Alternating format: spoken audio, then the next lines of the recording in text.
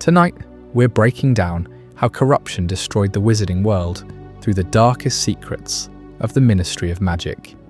This is a fascinating topic, but I'll keep my narration calm to ensure you can still drift off to sleep. Thank you to those of you who've been joining us consistently. If you're falling asleep with us tonight, let me know in the comments how many nights in a row you've been here. And if this is your first night, just comment night 1. Now back to the video. Imagine a world where your safety is guaranteed by an ancient golden institution, a place of marble floors and enchanted ceilings, where the most brilliant minds of a generation work to keep the darkness at bay. For centuries, the Ministry of Magic was presented to the wizarding public as a beacon of order, a necessary shield against the chaos of the Muggle world and the terrors of the dark arts. But beneath the polished fountain of magical brethren and the bustling corridors of the Department of Magical Law Enforcement, a rot was festering. It was a rot born of elitism, nurtured by fear, and weaponized by those who valued power over the very people they were sworn to protect. We often look at the history of the wizarding world through the lens of a single hero or a specific villain, but the true tragedy of this society lies in its governance. The Ministry of Magic didn't just fail to stop Lord Voldemort. In many ways, it paved the road for his arrival, built the throne he sat upon, and handed him the keys to the kingdom while claiming it was doing so in the name of security. When we look back to the year 1707, the founding of the ministry was supposed to be a new dawn. The chaotic days of the Wizards' Council were over, and the International Statute of Secrecy demanded a more sophisticated, more rigid form of leadership. But from the very first minister, Ulick Gamp, the seeds of bureaucratic overreach were planted. The ministry was founded not just to govern, but to hide. And when a government's primary function is concealment, honesty becomes a secondary concern. This evolution through the centuries as the ministry transformed from a regulatory body into a paranoid, self-preserving entity that viewed any threat to its own reputation as a threat to the world itself. The darkest secrets of this institution aren't just hidden in the depths of the Department of Mysteries or locked away in the high-security vaults of Gringotts. They are written in the margins of every unjust law, every sham trial, and every moment of silence from officials who knew the truth, but were too afraid to speak it. Think of the figures who shaped this history. Think of Damocles' rule, a man who rose to power on a wave of anti-Muggle sentiment, who insisted on the use of Azkaban, a place of literal soul-crushing despair, despite the outcries of his peers. This wasn't just a policy choice, it was a statement of intent. The ministry learned early on that fear was a more effective tool than justice. By the time we reached the era of Barty Crouch Sr. and Cornelius Fudge, the machinery of the ministry had become so complex and so fragile that it could no longer distinguish between a criminal and a whistleblower. A father sending his own son to a life of torture without a trial, not out of a sense of duty, but out of a desperate need to protect his own political aspirations. A minister for magic so terrified of losing his comfortable office that he launches a smear campaign against a teenage boy and the greatest wizard of the age, effectively gaslighting an entire nation while a shadow fell over the land. The corruption of the Ministry of Magic was not a sudden event. It was a slow, agonizing erosion of values. It was found in the way they treated beings versus beasts, creating a hierarchy of magical life that left goblins, house elves, and centaurs embittered and ripe for rebellion. It was found in the way they allowed ancient, pure-blood families to buy influence, ensuring that the halls of power always echoed with the prejudices of the past. When the Second Wizarding War finally broke out, the ministry didn't collapse because it was weak. It collapsed because it was hollow. It had spent so long fighting to maintain the status quo that it had no foundation left to stand on when a true predator arrived. The silent coup of 1997, where the minister was murdered and replaced by a puppet under the Imperius curse, was the ultimate realization of a system that had already surrendered its soul. Tonight we are going to peel back the layers of this history. We will look at the forgotten ministers who mishandled rebellions and the ambitious bureaucrats who turned a blind eye to evil. We will examine the physical layout of the ministry itself, from the prestigious offices of the upper levels to the cold, dark secrets of level 9. Eat and ask ourselves how a society so capable of wonder could become so deeply entrenched in malice. This is a story about the danger of institutional pride and the high cost of choosing comfort over truth. It is the story of how the very people meant to guard the light ended up ushering in the darkness. As we journey through these 3 centuries of magical history, we will uncover the hidden mechanisms of power that turned a government into a weapon and a world into a prison. The stakes could not be higher. This isn't just a chronicle of fictional politics. It is an exploration of how a society breaks. How does a community of people with the power to warp reality itself fall victim to the most mundane and human of failings? How does a world of magic become a world of paperwork, prejudice, and persecution? By looking at the rise and fall of the ministry, a reflection of our own struggles with authority and the eternal battle between what is right and what is easy. The Ministry of Magic stands as a warning, a monument to the idea that if we do not hold our leaders accountable, if we allow ourselves to be blinded by the promise of safety at the expense of our liberty, we might find ourselves living in a world where the monsters aren't just at the gates but sitting behind the desks. As we begin this deep dive, we'll start at the very beginning, with the transition from the old ways to the new, and the birth of a bureaucracy that was destined to fail. We will trace the line from the first minister's office to the final battle in the atrium, uncovering the scandals, the cover-ups, and the quiet betrayals that defined an era. This is the definitive account of the rot within the ministry, the secrets they tried to bury, and the legacy of corruption that nearly extinguished the lights of the wizarding world forever. Deep beneath the bustling streets of London, hidden from prying Muggle eyes, the Ministry of Magic rises as the unyielding backbone of wizarding Britain. You step into its grand atrium, a vast cavern of polished wood and enchanted ceilings that mimic a perpetual twilight sky, golden light filtering through like promises of eternal security. Waterfalls cascade into shimmering pools, and at the centre looms the Fountain of Magical Brethren, its marble figures of wizards, house elves, goblins, and centaurs locked in harmonious embrace, water arcing eternally in a symphony of unity. This is the facade, the polished veneer of stability that greets every visitor, every civil servant shuffling through with briefcases of self-inking quills and memos fluttering like living birds. But peel back those enchanted surfaces and you'll find deep-seated rot festering in the corridors, corruption woven into the very bureaucracy that claims to protect them all.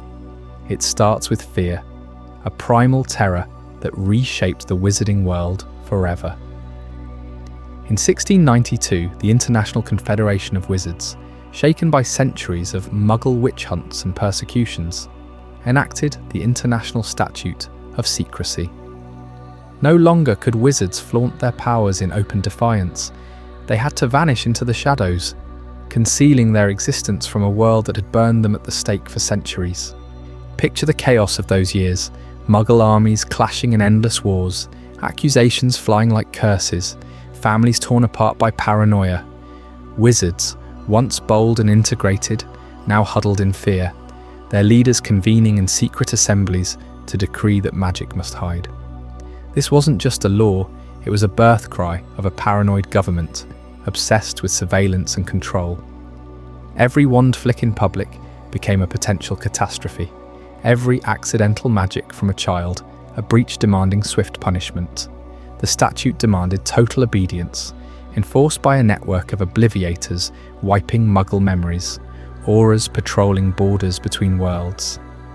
Yet in birthing this veil of secrecy, they sowed the seeds of their own undoing, a government built on denial, forever glancing over its shoulder, at the Muggle hordes imagined as eternal threats.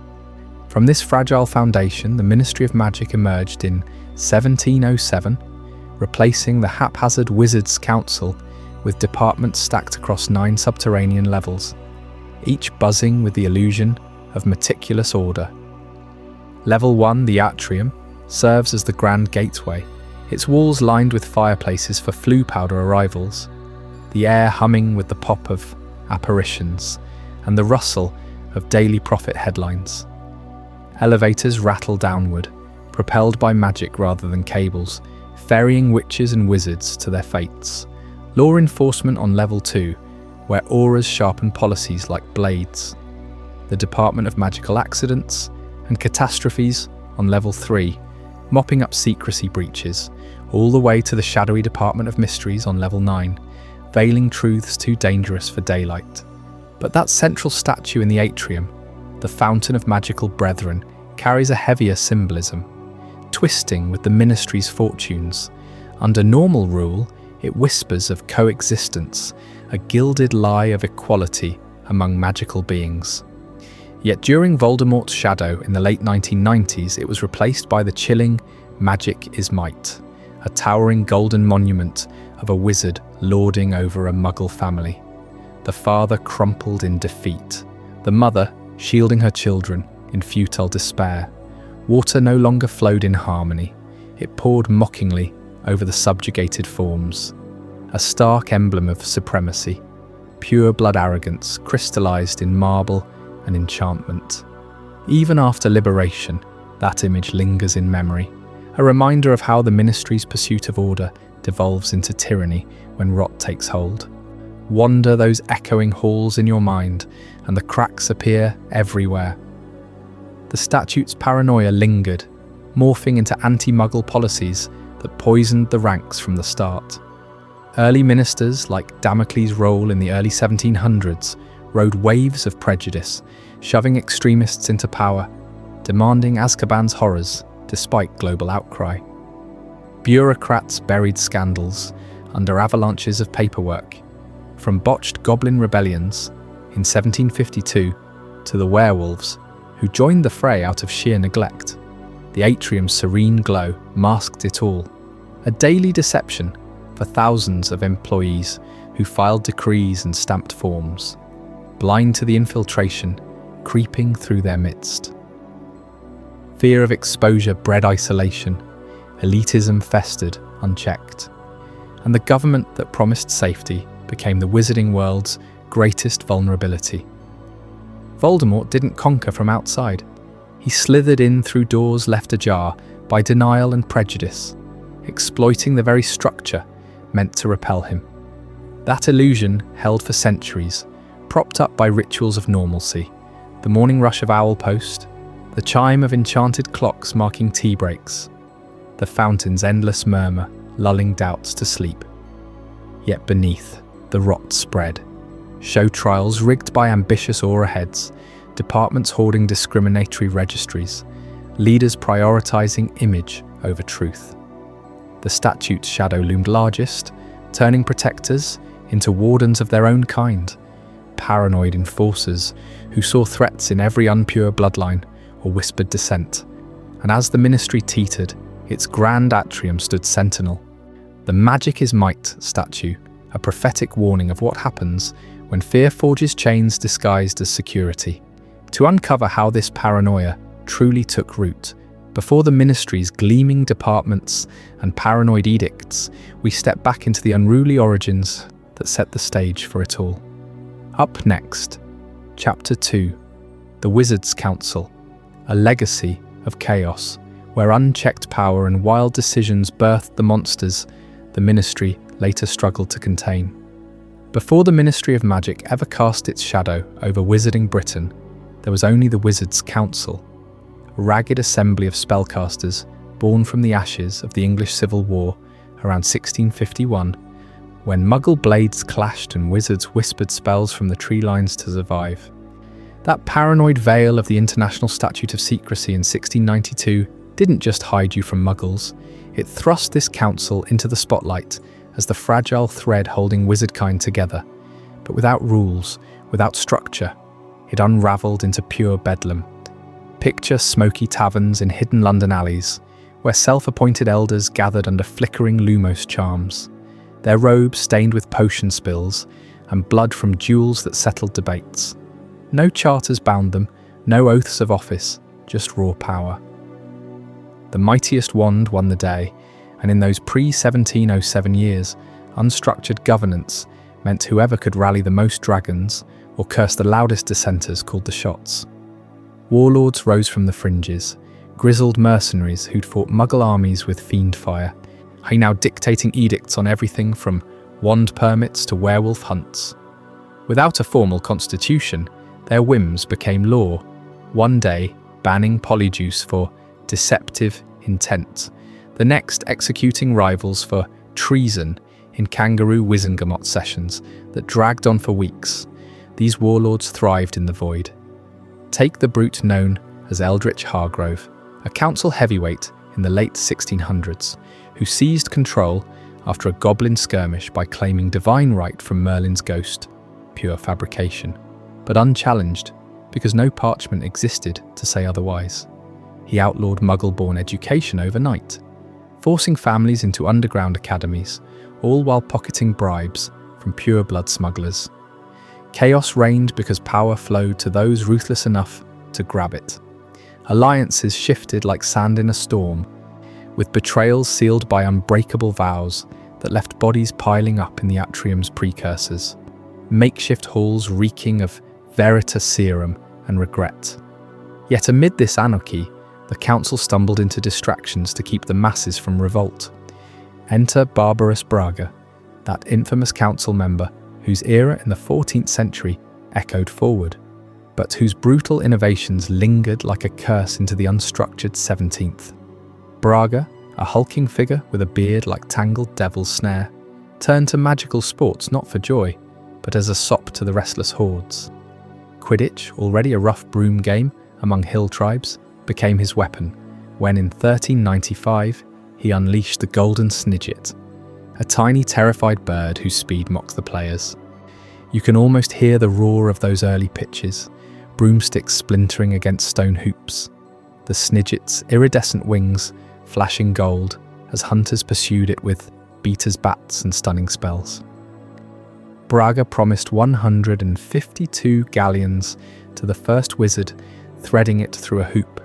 Fortune for the era, but at what cost? Hundreds of Snidgets slaughtered per match, their blood staining the grass red, feathers carpeting the field like fallen stars.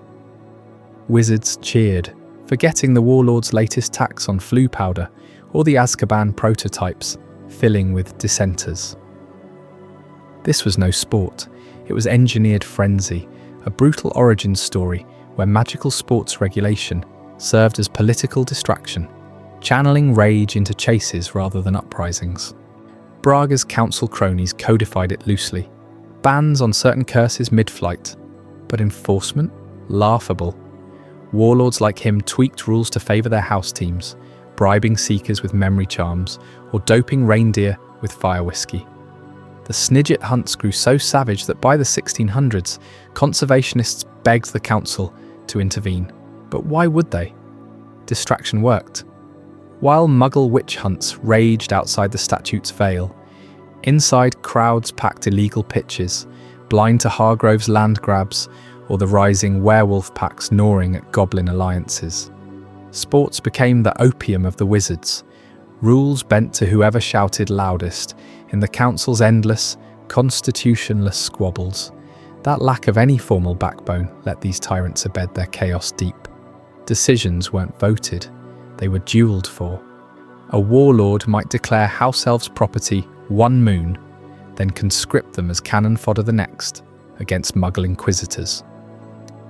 No appeals process, no oversight, just the echo of Avada Kedavras in council chambers when votes turned sour. Purebloods dominated, of course, their ancient grimoires cited as precedent over Muggle-Born pleas. This era birthed the rot later, favouritism festering into corruption, distractions masking the void where true governance should stand. The Wizards' Council teetered on like this for decades, a powder keg of egos and unchecked spells, until the statute's demands for secrecy exposed every crack. Warlords' distractions couldn't hide the goblin whispers, or the Muggle armies massing beyond the wards forever. Something had to give, and it did, in 1707, when the bureaucracy clawed its way from the wreckage. But that transformation, it wasn't salvation. Up next in Chapter 3, 1707, the birth of a bureaucratic monster. What if the cure was deadlier than the disease? Stick around, you won't believe how the First Minister twisted the knife. As the dust settled from barbarous Braga's blood-soaked Quidditch pitches, where golden snidgets met their grim end to distract a fractious, wizarding kin, the Wizards' Council staggered on in its familiar disarray. Tribal chieftains and self-appointed elders still squabbled over everything from wand permits to dragon smuggling, their decrees as fleeting as a Patronus charm in a storm. But by 1707 the cracks had widened into chasms. Muggle witch hunts raged unchecked across the countryside. The high secrecy statutes from 1592 frayed at the edges, and rogue wizards tested the veil between worlds with reckless abandon. Something had to give, and it did, in the form of a man who would etch the first strokes of an ironclad bureaucracy onto wizarding history. Ulick Gamp stepped forward from the shadows of the Wizengamot, where he'd served as chief warlock, his robes heavy with the weight of ancient judgments.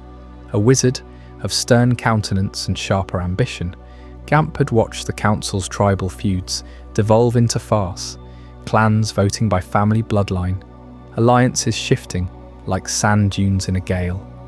He rallied the most influential heads, convening them not in some smoky tavern, but in a grand chamber beneath Whitehall, where quills scratched out the Ministry of Magic's charter. This wasn't mere reorganisation, just it was the death knell for the old ways. Gone were the days of warlock-led tribes, where a single elder's whim could pardon a murderer or ban a potion. In their place rose a centralised, inescapable authority, its tentacles designed to coil around every wand-waving soul in Britain and Ireland. Picture the birth pangs of this beast. Dusty ledgers piled high, owls ferrying edicts to remote hamlets, and Gamp himself appointing the first cadre of Aurors, elite enforcers sworn to hunt down statute breakers. He carved out the Department of Magical Law Enforcement as the ministry's beating heart on the second level, a labyrinth of interrogation rooms, evidence vaults, and hit wizard squads ready to apparate at the first whiff of trouble. No longer would disputes simmer until they boiled over in duels or rebellions. Now, every infraction funneled through Gamp's machine, reports filed in triplicate, trials before impartial benches, punishments meted out with mechanical precision. Wizards whispered of it as salvation, a bulwark against Muggle torches and internal anarchy. Yet beneath the order lurked the monster's first hunger, for control without end. That transition from tribal leadership to this monolithic power wasn't born of benevolence alone. Gamp's ministry inherited a wizarding world, still reeling from the International Statute of Secrecy. 15 years old, but bleeding from 1,000 cuts. Families had hidden in attics, Portskis smuggling them from noose-happy villages, while others flaunted their magic in defiance, conjuring fireworks over Parliament or charming livestock to revolt. Proactive prevention? A pipe dream. The council had tried edicts and embargoes only to see them ignored by feuding clans. Gamp knew better. He designed the ministry to be reactive from day one, a vast response engine geared toward crises already ignited, not the sparks that preceded them. Aurors mobilised after the breach, not before, laws drafted in the ashes of scandals, not in anticipation. It was efficient for quelling chaos, but it left the roots of rot untouched, prejudices festering, power vacuums inviting infiltration. Feel the chill of those early corridors, echoing with the shuffle of clerks and the flicker of flue flames. Gamp's enforcers, clad in deep crimson, patrolled Diagon Alley and Hogsmeade, their wands humming with detection charms. One infamous raid in 1708 netted a coven brewing polyjuice for Muggle spies. Each of their screams swallowed by silencing spells as they were dragged to holding cells. The department's hit wizards, precursors to Moody's rough justice, struck with unforgiving speed, obliviators trailing in their wake to wipe villages clean of memory. Yet reactivity bred its own poisons. Wizards learned to game the system. Bribes slipped into owlpost, alibis forged in ministry forgeries. Tribal loyalties morphed into departmental factions, where Aurors turned blind eyes to pureblood kin. Gamp ruled until 1718, his legacy a sprawling edifice that promised safety but delivered surveillance, its reactive gears grinding slowly until threats loomed too large to contain. This bureaucratic monster, forged in the fires of necessity, set the stage for deeper darkness. Ambitious ministers would soon exploit its inertia, twisting enforcement into tools of terror. Gamp's auras, meant to protect the statute, became blunt instruments for personal vendettas, their logs hiding the first whispers of corruption. Imagine the sealed files in those second-level vaults, cases of influential wizards skating free while paupers rotted in proto-Azkaban holds. The centralized authority, inescapable as a Fidelius charm gone wrong, stifled dissent before it bloomed. Reactive policies ensuring scandals erupted spectacularly, eroding trust drop by drop. Wizards traded freedom for the illusion of security, blind to how the machine they built would one day devour them whole. And as Gamp's era faded, a new minister clawed his way to power, his obsession with isolation birthing an even grimmer legacy. In our next chapter, Damocles' Rule and the Azkaban Sin, you'll uncover how one man's anti-Muggle crusade dragged the ministry into the abyss of extremism, forcing even the International Confederation to intervene. What horrors did he unleash that still haunt the Dementor's Isle? As Ulick Gamp's 11-year reign drew to a close, the wizarding world simmered with unease, the fresh ink of the Department of Magical Law Enforcement still drying on decrees that promised order but delivered only the chill of expanding control. Wizards whispered in the shadowed corners of Diagon Alley about Muggle encroachments, those relentless no-mage hordes whose wars and witch hunts had forced the Statute of Secrecy into being just a generation earlier. Into this brewing storm stepped Damocles' Rowell, a pureblood firebrand whose name would soon echo through the annals of ministry infamy.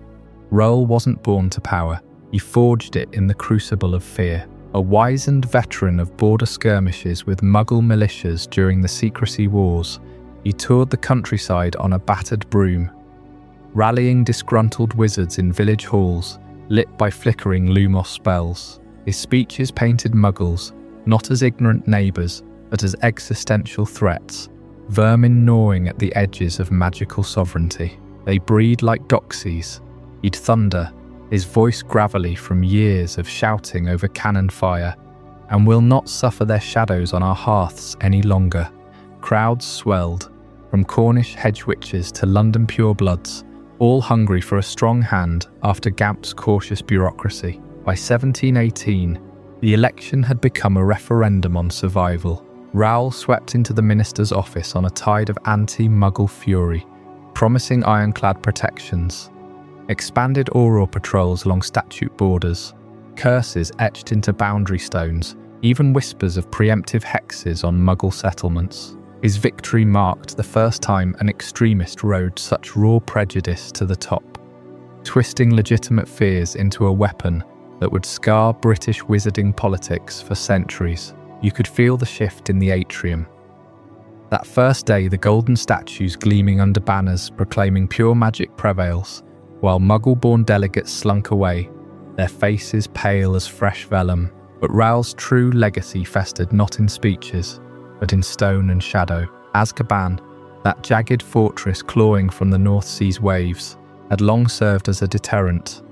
A Muggle castle abandoned after their own civil strife, claimed by wizards in the chaos of the 1600s. Rowell elevated it to nightmare status, declaring it the sole prison for the realm. Protests erupted immediately, Healers from Saint. Mungo's warned of its soul-crushing gales. The way salt winds carried echoes of forgotten screams. Yet Ral doubled down, fortifying its towers with ancient runes that amplified despair. The dark secrets of Azkaban's fortress lay in its guardians, Dementors, those hooded wraiths born of humanity's foulest emotions, drifting like living voids through its cells. Recruited by roll from the fog-shrouded moors, where they preyed on the isolated, they didn't merely guard, they feasted. Prisoners withered under their kiss, souls sucked dry until only husks remained, babbling prophecies of madness. Reports leaked from the island, men clawing at walls that bled black ichor, women shrieking lullabies to shadows that weren't there. The air itself tasted of regret, thick and metallic, turning breath to frost. Calls to remove the Dementors grew deafening. Petitions flooded the minister's desk from every corner of the community. Werewolf packs offered alternative containment charms. Elf rights advocates posed house arrest enchantments. Even the centaur herd sent smoke signals from the forbidden forest decrying the imbalance in magical harmony. Ral refused, his quill slashing necessary across each parchment. Mercy weakens us. He'd growl in Wizengamot sessions, eyes like chipped flint. Let the guilty taste the void muggles would inflict on us all. This was the Azkaban sin, a deliberate choice to wield terror as policy, embedding cruelty into the Ministry's bones long before Voldemort ever dreamed of it. The backlash rippled far beyond Britain's shores. The International Confederation of Wizards, that august body in Paris with its crystal-domed chambers, had watched rolls rise with arched brows. Whispers turned to outrage as Azkaban tales crossed the channel. French Aurors smuggling out survivor accounts. German rune masters decoding the fortress's amplifying spells. In 1726, they issued their first major censure of British magical governance, a thunderous resolution branding Roll's regime, a perversion of secrecy principles. Delegates stormed out of summits, trade in potion ingredients halted, and neutral powers like the Swiss began eyeing British envoys with suspicion. Roll clung to power for 8 more years, his anti-Muggle edicts hardening into law, while Dementors multiplied, their numbers swelling to patrol the mainland coasts. Forced resignation came not from wizards within, but from this global scorn, his own Wizengamot allies abandoning him amid boycotts that starved the Ministry's coffers. He slunk into obscurity, but the fortress endured, its sins etched into policy. Azkaban became the Ministry's unspoken heart, a pulsing reminder that power, once tasted through fear, rarely relinquishes its grip without drawing blood. The rot deepened quietly after Roll, bubbling under successors who dared not dismantle his legacy. You'll see how that fragility shattered spectacularly in Chapter 5. The Goblin Rebellions, a century of failure, where bureaucratic blunders ignite flames that nearly consume the wizarding world from within. As the echoes of Damocles Rowell's extremism faded into the mid-18th century, the Ministry's grip on power only tightened, its prejudices festering beneath layers of parchment and protocol. But it was the goblins who first exposed the rot in a way that no Muggle-baiting rhetoric ever could. These ancient beings, master craftsmen forged in the fires of Gringotts' deepest vaults, had long simmered under wizarding disdain, their rebellions not born of savagery, but of a desperate cry for equality that the Ministry drowned in blood and ink. By 1752, tensions erupted across Diagon Alley and beyond, goblins rising in coordinated strikes against the wand-wielding elite, who treated them as mere tools. Forges went dark, vaults were sealed, enchanted blades clashed in the shadowed lanes where wizards once haggled for heirlooms. Examining the 1752 uprisings reveals the sheer incompetence of Ministers Albert Boot and Basil Flack, 2 bureaucrats whose reigns bookended the chaos like ill-fated bookends on a crumbling shelf. Boot, with his pinched face and endless memos, inherited a powder keg from his predecessors, yet dithered as goblin leaders like Urg the Unclean laid out terms for negotiation. Flack, who followed in the debacle's wake, fared no better, his tenure a parade of platitudes, while flames licked the Ministry's own atria. Picture the scene in the Goblin enclaves beneath London. Warriors clad in hammered armour, their eyes gleaming with the same cunning that built unbreakable vaults, demanding nothing more than the right's wizards, hoarded like golden eggs. Boots' response? A flood of interdepartmental owls, each demanding triplicate approvals before a single Auror could lift a wand. Flack doubled down, insisting on proper channels, even as rebel forces swelled with disillusioned werewolves, those cursed souls who saw their own chains mirrored in goblin shackles. The ministers' cabinets overflowed with rejection stamps, visions of peace treaties shredded before ink could dry. This is how bureaucratic red tape prevented peace treaties and led to unnecessary bloodshed, a tragic farce where quills outmatched swords. Goblin emissaries arrived at the ministry's gilded doors, with scrolls etched in molten silver, proposing alliances, shared governance of creature rights,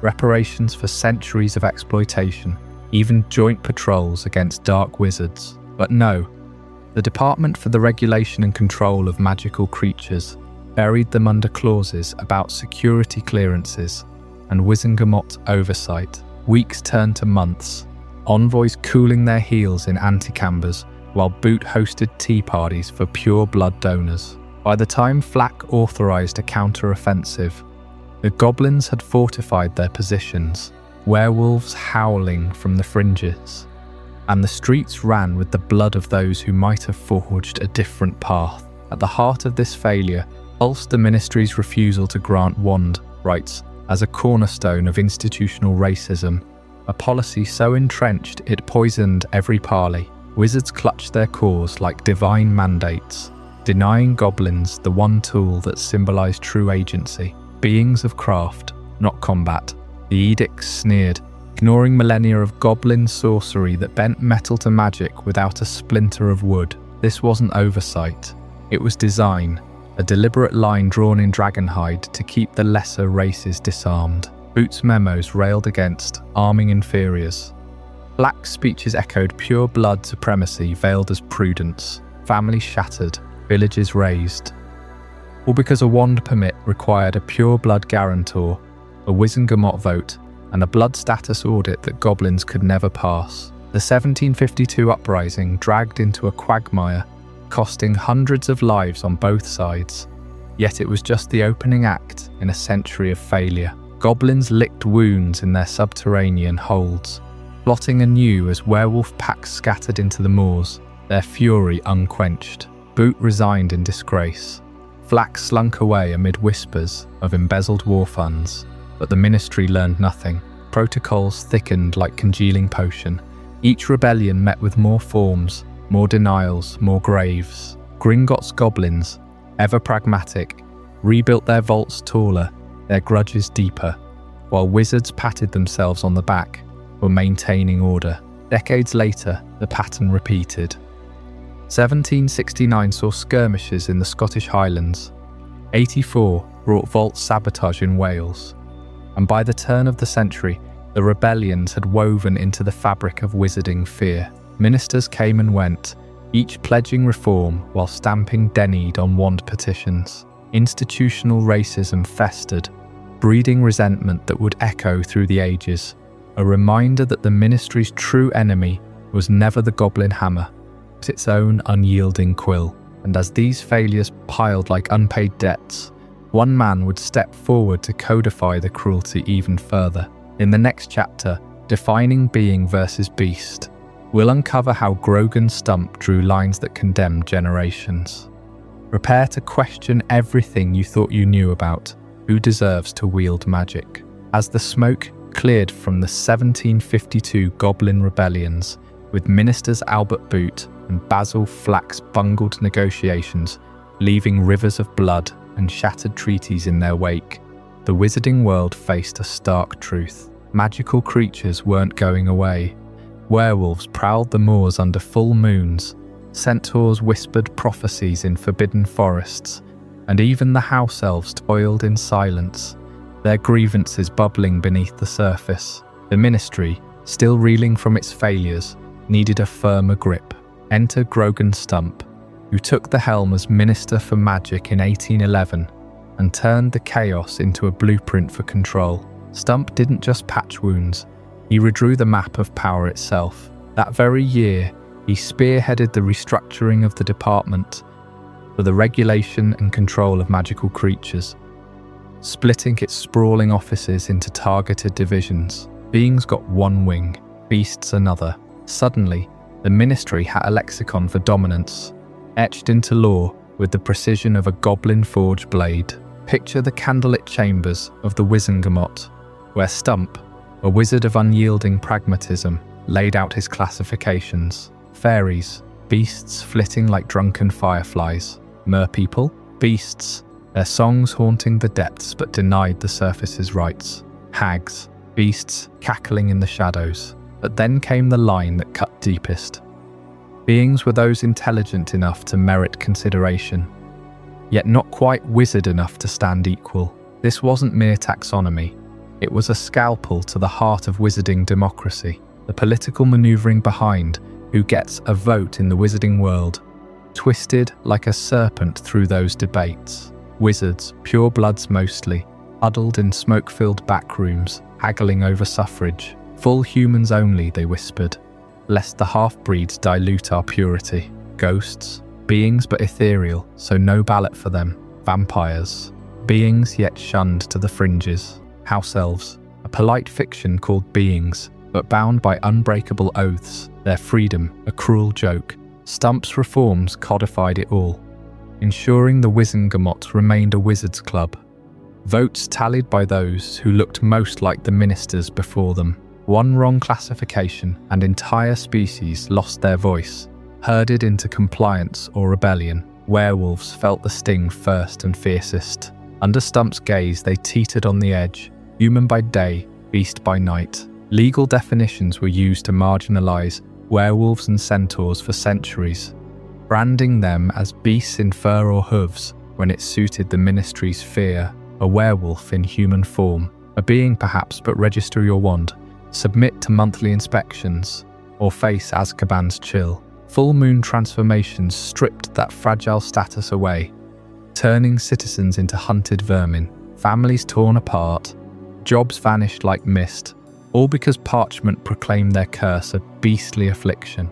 Remus Lupin, centuries later, would inherit this legacy, skulking in shadows, his humanity quantified and discarded by ink from 1811. Centaurs fared no better, their starry wisdom dismissed as animal instinct. Stump classified them as beasts, ignoring the herd's ancient councils under oak canopies, where arrows flew true and futures were divined in the heavens. Forests cordoned off, sacred groves logged for ministry quills, all under the guise of regulation. When centaurs protested, hooves thundering against enchanted barriers, the response was swift. Aurors with stunning spells, treaties signed in blood that no wizard honored. These definitions weren't accidents. They were weapons, forged to keep power centralized, votes pure, and dissent quashed. Goblin rebellions had shown what happened when creatures united.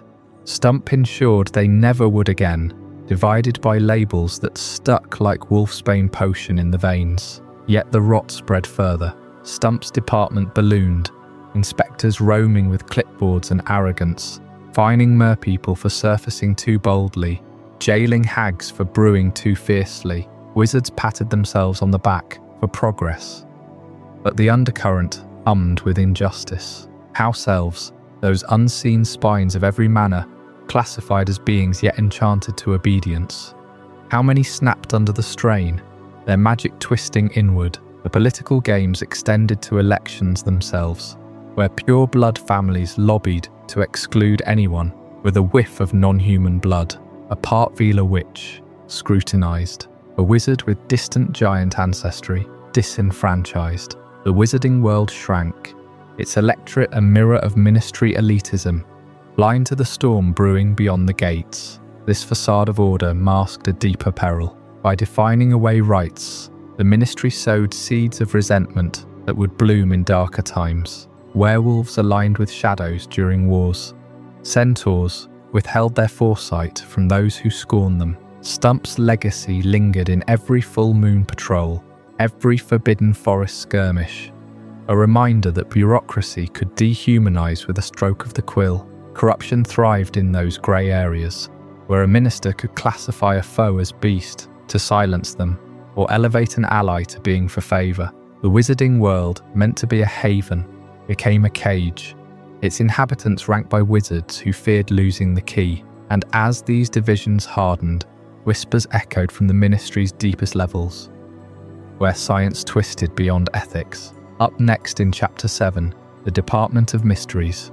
Science without ethics will uncover the veiled chambers that experimented on the very boundaries Stump drew. Prophecies shattered, time unravelled, and horrors born in secrecy that make creature classification seem tame. What unspeakable truths hid in the 9th level's shadows? Stay with us. While Grogan Stump drew lines between beasts and beings in 1811, deciding who deserved a voice in wizarding society, the ministry quietly descended into far murkier depths below its own foundations. Far beneath the atrium's golden fountain, on the 9th and lowest level, lies a place where those classifications meant nothing.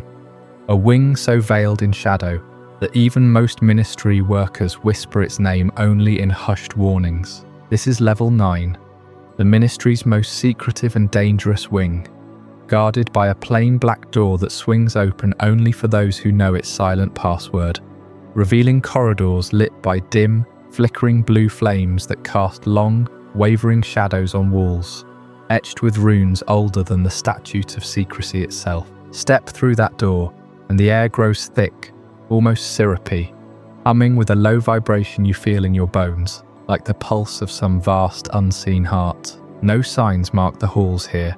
No bustling wizards hurry between offices. Instead, unspeakables, those cloaked figures whose faces you never truly see, glide silently, their work shrouded from the world above. This department doesn't enforce laws or regulate creatures. It probes the fabric of magic itself, tearing at its seams to uncover truths that could unravel reality.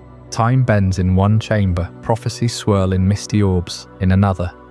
Love potions distilled to their raw essence simmer in locked vaults. But it's the experiments that push beyond curiosity into the forbidden that define this place, where science without ethics breeds horrors the ministry dares not name.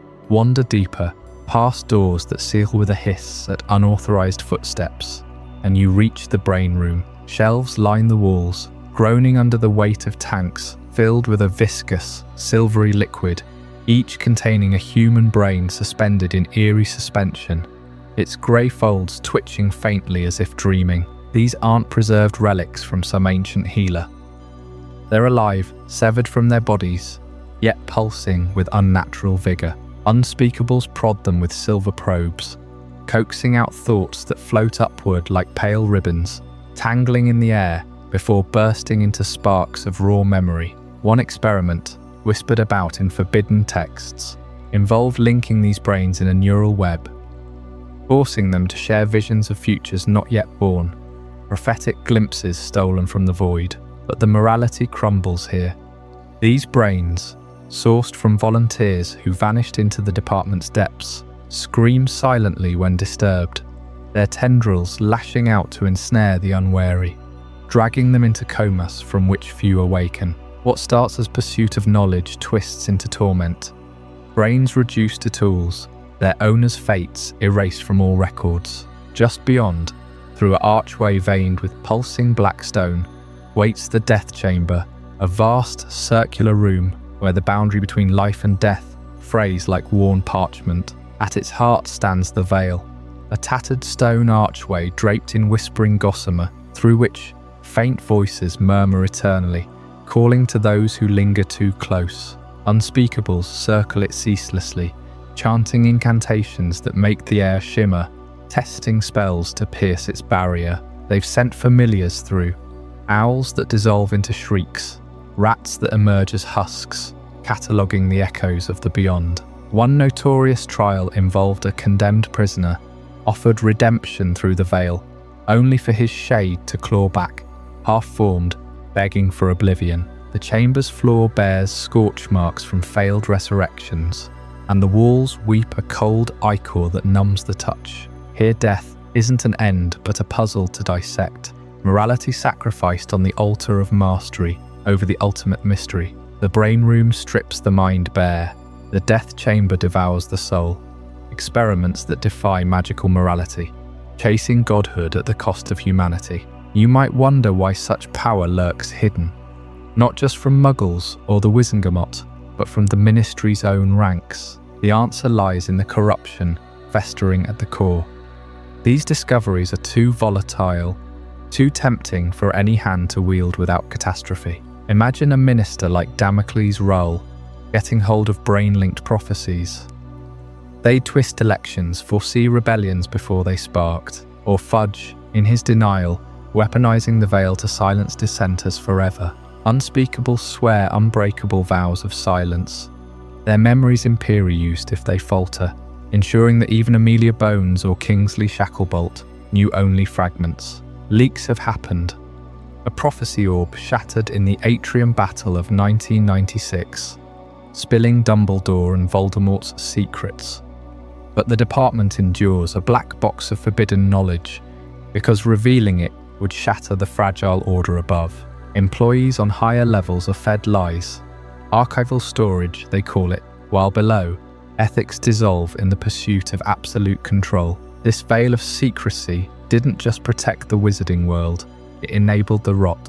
While Level 9 toyed with brains and the abyss, the upper echelons ignored goblin pleas or Muggle-Born registries, blind to their own hypocrisy. The Department of Mysteries stands as the Ministry's darkest mirror, brilliant, amoral, untouchable, proving that unchecked curiosity corrupts as surely as prejudice or power. And as we descend from these shadowed halls, we turn our gaze upward to the families pulling the strings, the pure-blood dynasties who shaped every scandal we've uncovered. Up next in Chapter 8, the rise of the pure-blood elite.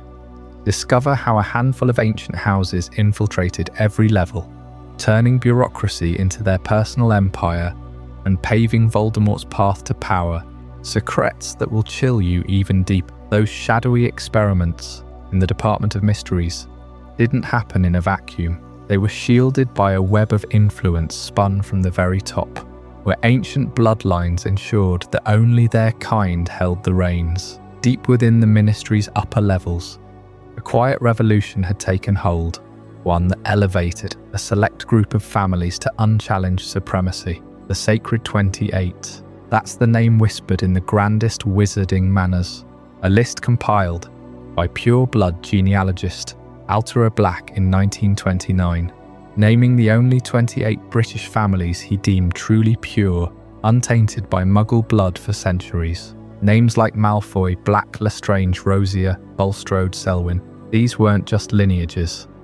They were fortresses of privilege, their crests etched into the stone walls of power. From the moment the Ministry solidified after the International Statute of Secrecy, these families began their ascent, not through wands raised in battle, but through the subtle art of placement. Picture the hiring halls on Level 2, where the Department of Magical Law Enforcement buzzed with applicants. A young wizard from the Yaxley line, his pedigree impeccable, would glide past the scrutiny that snared others. Interviews weren't mere formalities.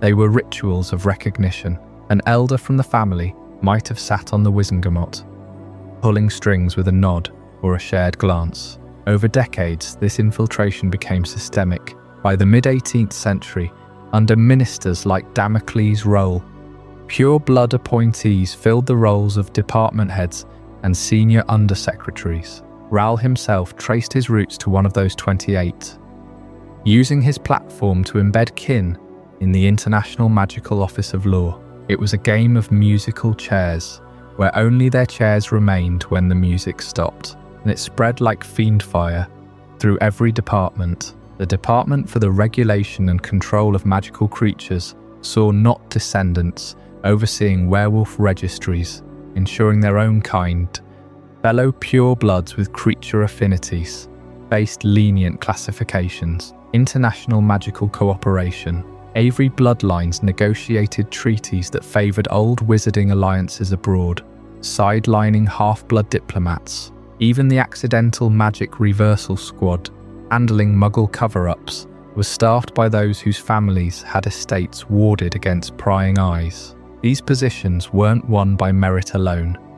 They were inherited through a labyrinth of apprenticeships, family recommendations, and quiet endorsements at Hogwarts' Slytherin table, where future ministry elites forged bonds. But the true genius lay in the gold that flowed like potion ingredients from their vaults. The Lucius Malfoys of the world mastered this alchemy, turning galleons into loopholes. Lucius himself, heir to one of the Sacred 28, didn't storm the gates. He bought the keys. Donations to the minister's campaign chest, framed as contributions to wizarding welfare. Ensured favours flowed back. Need a permit for an illegal dark artifact. A chest of gold to the right Auror office, and suddenly regulations blurred. Bypassing flow network restrictions for private travel. A gift to the Portkey office, and your family apparition point is approved overnight.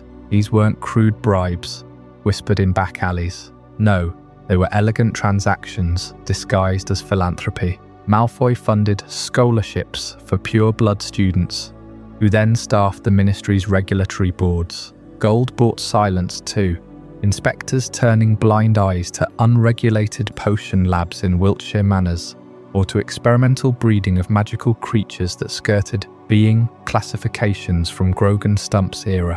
One subtle method stood out: the anonymous endowment of ministry libraries with rare tomes, conveniently omitting texts on Muggle-Born rights or blood purity debunkings. Lucius hosted galas in Malfoy Manor, where ministers like Cornelius Fudge sipped elf-made wine, emerging with revised policies that funneled contracts to family firms. Galleons greased the wheels of justice, ensuring Death Eater sympathisers walked free while rivals languished. This gold-fueled ascent intertwined with a deeper rot: the systemic exclusion of Muggle-Borns from high-ranking administrative roles. It started innocently enough, or so the old families claimed, a preference for those raised in magical traditions. But scroll through the ministry rosters from 1750 onward, and the pattern screams. Muggle-Borns, brilliant as they were, topped out as junior clerks or field obliviators,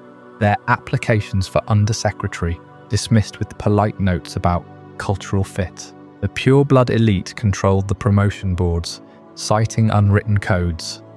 No one without a family vault could grasp the nuances of governance. Hermione Granger herself later exposed registry ledgers, showing Muggle-Borns capped at level 5 and below, while Sacred 28 scions climbed to the minister's antechamber. Interviews demanded knowledge of obscure pure-blood customs, etiquette from the Black family grimoire, or the proper toast at a Lestrange betrothal. Without that, even the most skilled Muggle-Born faced invisible barriers. Whispers of security risks justified it, painting them as potential statute breakers due to Muggle ties, werewolf handlers or goblin negotiators, reserved for those whose blood ran true. This exclusion wasn't law, but it might as well have been, etched into the atrium fountain, where mer-people sang of magical purity. Year after year, this elite consolidated. By the late 19th century, over 70% of Wizengamot seats traced to the 28. Their votes blocking reforms, like Muggle-Born quotas, proposed after Goblin uprisings. They redefined wizarding interest to mean their own, channeling funds into Azkaban expansions, while Muggle-Born communities scraped for basic wand permits. The air in those oak-panelled offices grew thick with entitlement. The scent of old money, mingling with ink from self-sealing parchments that perpetuated the cycle. Voldemort would later exploit this foundation, slipping his Death Eaters into the cracks, already widened by golden blood. But the stage was set long before, in the flickering candlelight of family councils, plotting the next appointment. As we descend further into this bureaucratic abyss, prepare yourself for Chapter 9. Barty Crouch Sr. and the Law of the Iron Fist. What happens when a man obsessed with order wields the hammer of justice without mercy? You won't believe the family secrets that shattered his legacy, while the sacred 28 families like the Malfoys slipped through legal cracks with vaults full of galleons. One man rose through the ministry ranks, not on pure blood privilege, but on a relentless drive to crush Voldemort's shadow with unyielding force. Barty Crouch Sr., head of the Department of Magical Law Enforcement during the First Wizarding War, embodied the law of the Iron Fist, a philosophy that turned justice into a weapon, sharp and unforgiving. Picture the wizarding world in the late 1970s, gripped by terror as Death Eaters struck from the darkness. Voldemort's followers left trails of bodies in Hogsmeade alleys and Diagon Alley shops, their dark marks blazing in the night sky like accusations against everyone who survived. The Ministry, desperate to fight back, handed Crouch near absolute power. He didn't hesitate. Under his command, Aurors were unleashed like never before, granted permissions that blurred the line between defender and tyrant. This was the era when the Ministry authorized unforgivable curses against suspects, a decision whispered in the shadowed corridors of Level 2. Imperius to break minds, Cruciatus to extract confessions, even Avada Kedavra in the heat of raids. Crouch justified it all as necessary for survival. Suspects didn't need trials. A tip from a frightened informant or a suspicious wand trace was enough to mark them for capture. Aurors dragged families from their homes at midnight, the crack of apparition echoing like thunder, and Crouch stood firm, his voice booming in Wizengamot sessions that the ends justified any curse. The air in those hearing chambers hung heavy with fear, ink quills scratching furiously as Crouch outlined his vision. Wizards and witches, some barely adults, faced accusations without evidence presented. The old rules crumbled under wartime strain. Habeas corpus, the ancient right to challenge unlawful detention, vanished overnight, suspended by ministerial decree. No more petitions for release, no hearings to prove innocence. Instead, a chilling shift took hold. Guilty until proven innocent. Crouch's mindset infected the entire system. Prisons overflowed not with proven Death Eaters, but with anyone who looked sideways at authority. Muggle-Borns hauled in for sympathizing, half-bloods questioned for old family ties, even pure-bloods who dared criticize the crackdown. Azkaban's Dementors feasted on the despair of the wrongly imprisoned, their rattling breaths a constant reminder that mercy was the real crime. Crouch patrolled the ministry floors himself some nights, his polished boots clicking against marble, eyes scanning for disloyalty, convinced that only total ruthlessness could save them. Yet beneath this iron facade burned Crouch's own ambition, a fire that propelled him toward the minister's office, and tragically ignited the radicalization of his son. Barty Crouch Jr. grew up in a home colder than the Malfoy Manor vaults, his father's study a fortress of parchments and severity. Young Barty absorbed the lessons. Power demanded perfection, weakness invited destruction. Crouch Sr.'s evenings stretched into dawn, poring over case files, drilling his boy on laws and loyalty, but never offering warmth. "The law is our shield," he'd say, his voice like gravel, ignoring the boy's wide-eyed hunger for approval. That ambition blinded him. While Crouch chased promotions, boasting of convictions in the Daily Prophet, Junior slipped into the very darkness he fought, drawn to Voldemort's charisma. The promise of glory his father dangled, just out of reach. The boy sought belonging among Death Eaters. Crouch's relentless pursuit of justice at home created a void filled by hate. Letters went unanswered, school reports dismissed as distractions from the war effort. By the time Junior took the dark mark, his father's iron fist had forged the perfect rebel, radicalized not by ideology alone, but by a parent's unyielding neglect master's duty. The fallout rippled through the ministry. Crouch's popularity soared at first. Crowds cheered his name in the atrium, toasting the man who captured dozens of Death Eaters. But whispers grew. Families mourned loved ones lost to hasty curses, and even allies questioned the toll. When the war ended with Voldemort's disappearance in 1981, the public turned. Crouch's demotion to international magical cooperation felt like exile, his iron fist rusted by scrutiny. Still, the scars lingered. Azkaban held innocence broken by Dementors. Their memories faded like old photographs. Aurors wrestled with guilt over curses they'd cast on orders, and Crouch himself. He retreated into silence, his ambition a hollow victory, haunted by the son he'd helped create. But the story of that son's capture demands its own telling, one that peels back the layers of betrayal and sham justice in Chapter 10. The trial of Barty Crouch Jr. What really happened in that closed courtroom, and how it shattered a family forever. Stay with me to uncover it all.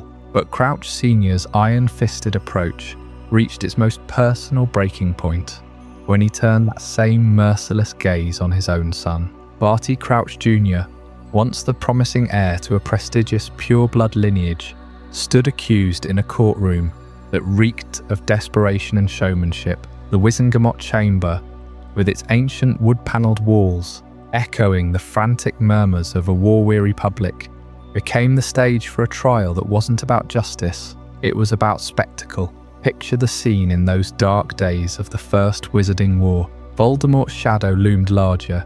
Every day, Death Eaters striking from the fog-shrouded streets of London to the remote wizarding villages. Families mourned lost loved ones, and the wizarding world clamoured for blood.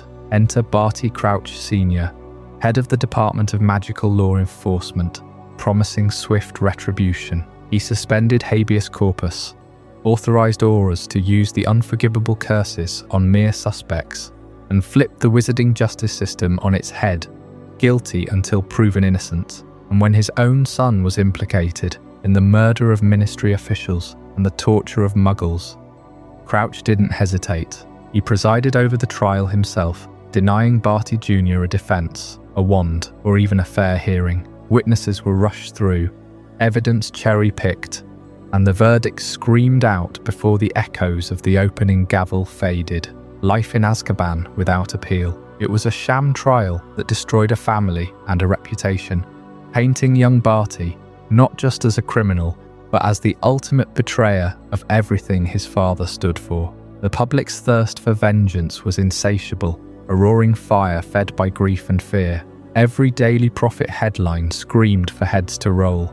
Portraits in Diagon Alley, whispering accusations against anyone with a whiff of dark magic. Crouch Sr. knew exactly how to stoke those flames. By publicly condemning his own flesh and blood, he positioned himself as the unyielding bulwark against Voldemort's terror.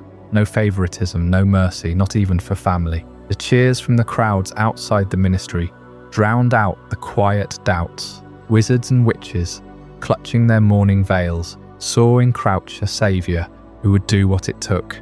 And the ministry? They used that blind rage masterfully to consolidate power. Trials like Barty's became templates, hasty, public executions of justice that silenced dissent and expanded their grip. Crouch rose to stardom, his popularity soaring as Azkaban swelled with souls. Many innocent, all sacrificed on the altar of wartime unity. The ministry wasn't just prosecuting crimes, it was manufacturing loyalty, one condemned prisoner at a time. Yet beneath the headlines and the cheers lay a far more intimate tragedy, one whispered only in the shadowed halls of high society. Barty Crouch Jr. hadn't been born a monster. Raised in a glittering manor house on the outskirts of wizarding London, surrounded by house elves and heirloom grimoires, he was groomed for greatness. His father, obsessed with ambition, poured his soul into climbing the ministry ladder, late nights drafting decrees, public speeches thundering against dark wizards. Mother Winky, no Mrs. Crouch, faded into the background, her health fragile, her presence ghostly. The neglect was secret, insidious, a void that twisted a bright young wizard's heart. Barty Sr. saw his son as an extension of his legacy, drilling him with expectations but offering no warmth, no guidance through the temptations of pure blood supremacy. Whispers from Slytherin house friends,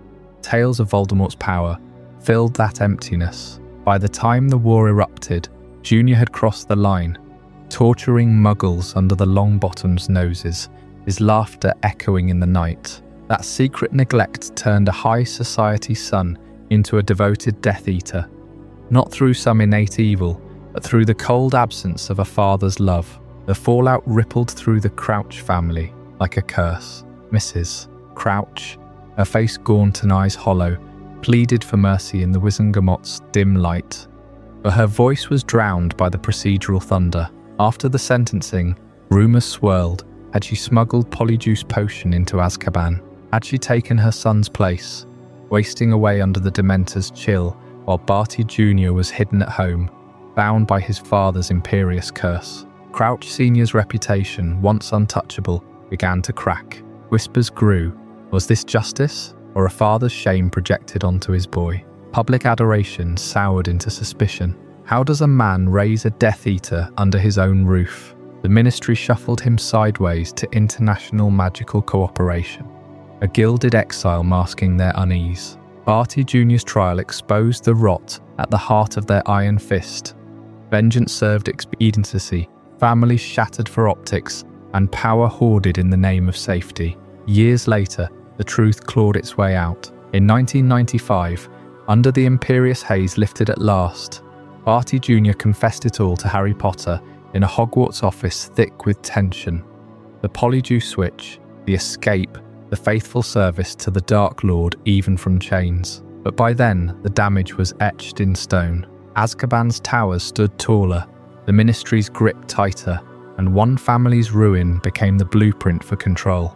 Crouch Sr. wandered those final days, gaunt and muttering, haunted by the son he'd condemned. As the war's echoes fade into a deceptive peace, join me next in Chapter 11, The Post-War Complacency, where we'll uncover how the Ministry's hard-won victories bred the arrogance that nearly let Voldemort rise again unchallenged. What secrets did they bury in the name of moving on? Before we dive deeper into this incredible journey, I'm curious, where in the world are you watching this from? Drop a comment below and let our global community know. And if you're finding this as mind-blowing as I am, hit that like button to help more people discover this story. As the echoes of Barty Crouch Jr.'s trial faded, with the crowd's vengeful cheers still ringing through the Ministry's stone corridors, Voldemort had vanished, struck down in Godric's Hollow. The wizarding world exhaled, believing the nightmare over. But that public thirst for justice, so ruthlessly exploited by Crouch and the Ministry to tighten their grip, curdled into something far more insidious, a quiet cover-up that would haunt them for years. You can almost feel the tension lifting in those early post-war days of 1981.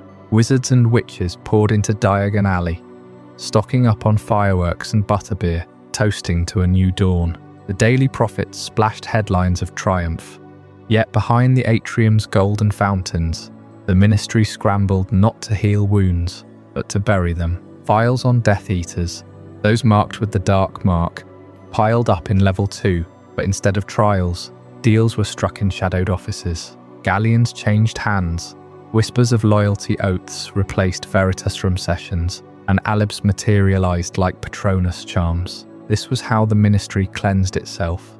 After Voldemort's first fall through bribery and lies, papering over the cracks with pure blood gold and fabricated testimonies that no one dared question. Picture the Wizengamot chambers, dimly lit by flickering torches, where once Crouch had thundered for convictions. Now the air hung heavy with the scent of expensive cigar smoke from old families. Suspects who had tortured Muggle-Borns or funded Grindelwald's sympathizers slipped free, their solicitors arguing coercion or fleeting lapses in judgment. The poor, those low-born Death Eaters from nocturne alley hovels, lacked the vaults to buy silence. They languished in Azkaban's frozen cells, Dementors gliding past their bars, sucking away memories of trials that never came.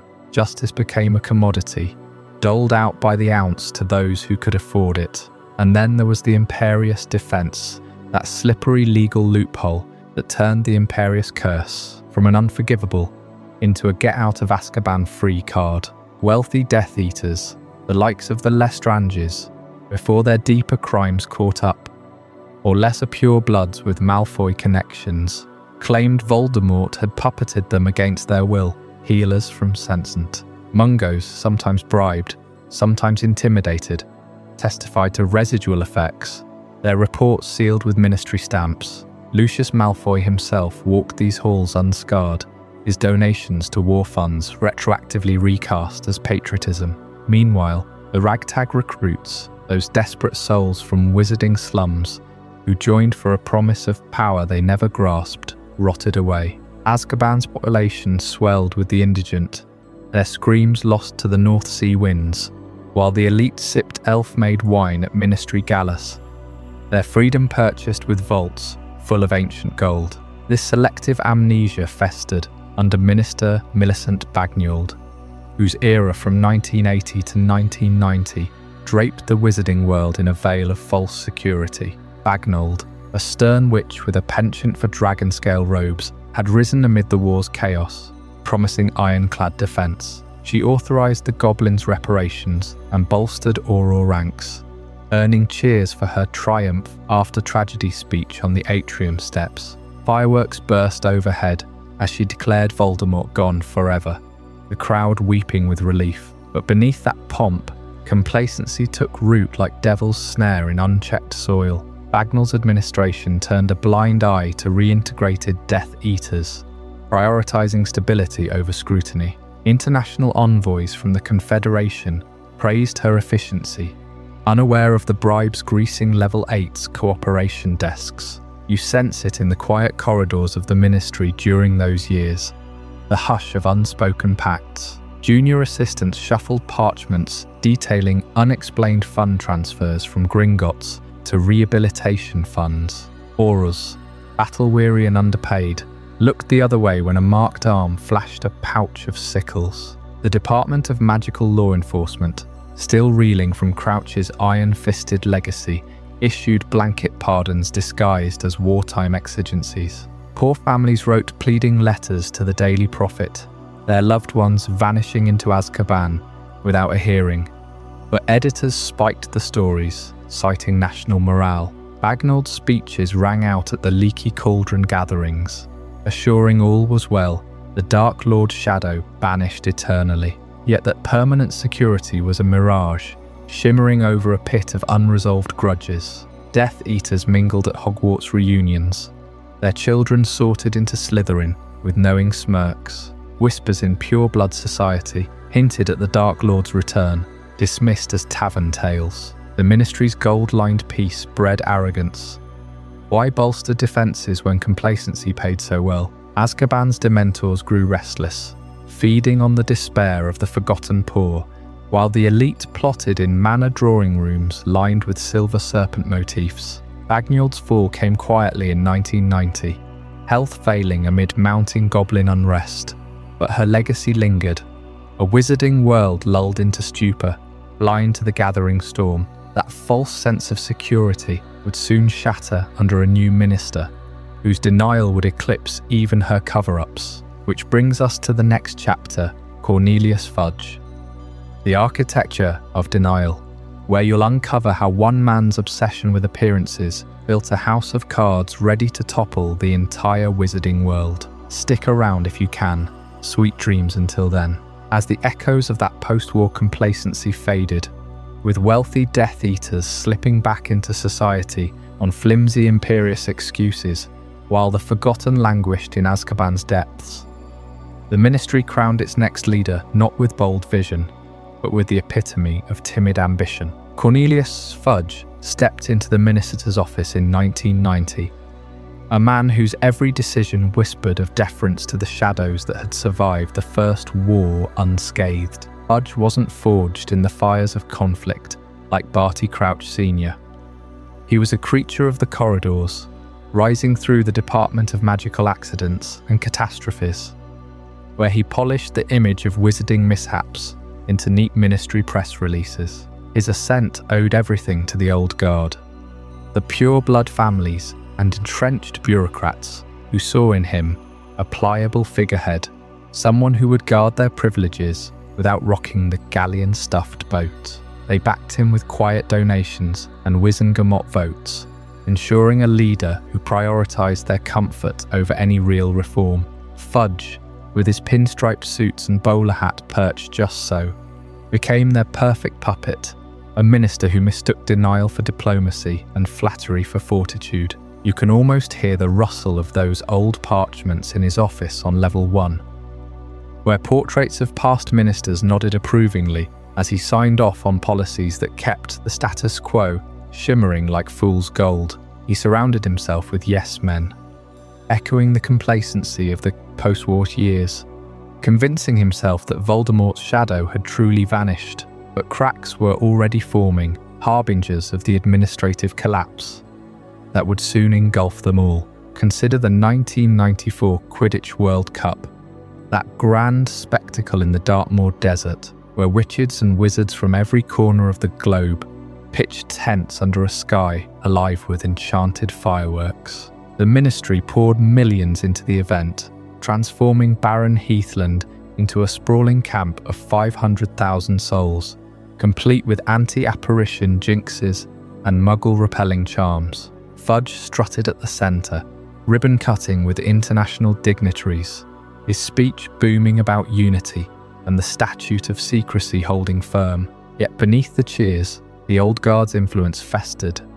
Security was a patchwork of overworked Aurors and underfunded patrols, with Lucius Malfoy himself donating the Irish team's leprechaun gold to the cause, his presence a sly reminder of who pulled the strings. As the final roared into the Bulgarian team's fiery Vela display, chaos erupted not from the pitch, but from the woods beyond. Death Eaters, cloaked and masked, descended on Muggle-Born families, levitating them high into the night like broken puppets, their screams swallowed by spells of silence. Tents blazed in green and orange infernos, the air thick with acrid smoke and the crackle of fiendfire light curses. Panic rippled through the crowd, apparitions failing against the jinxes, meant to protect them, trampling the weak underfoot. And then, the skull.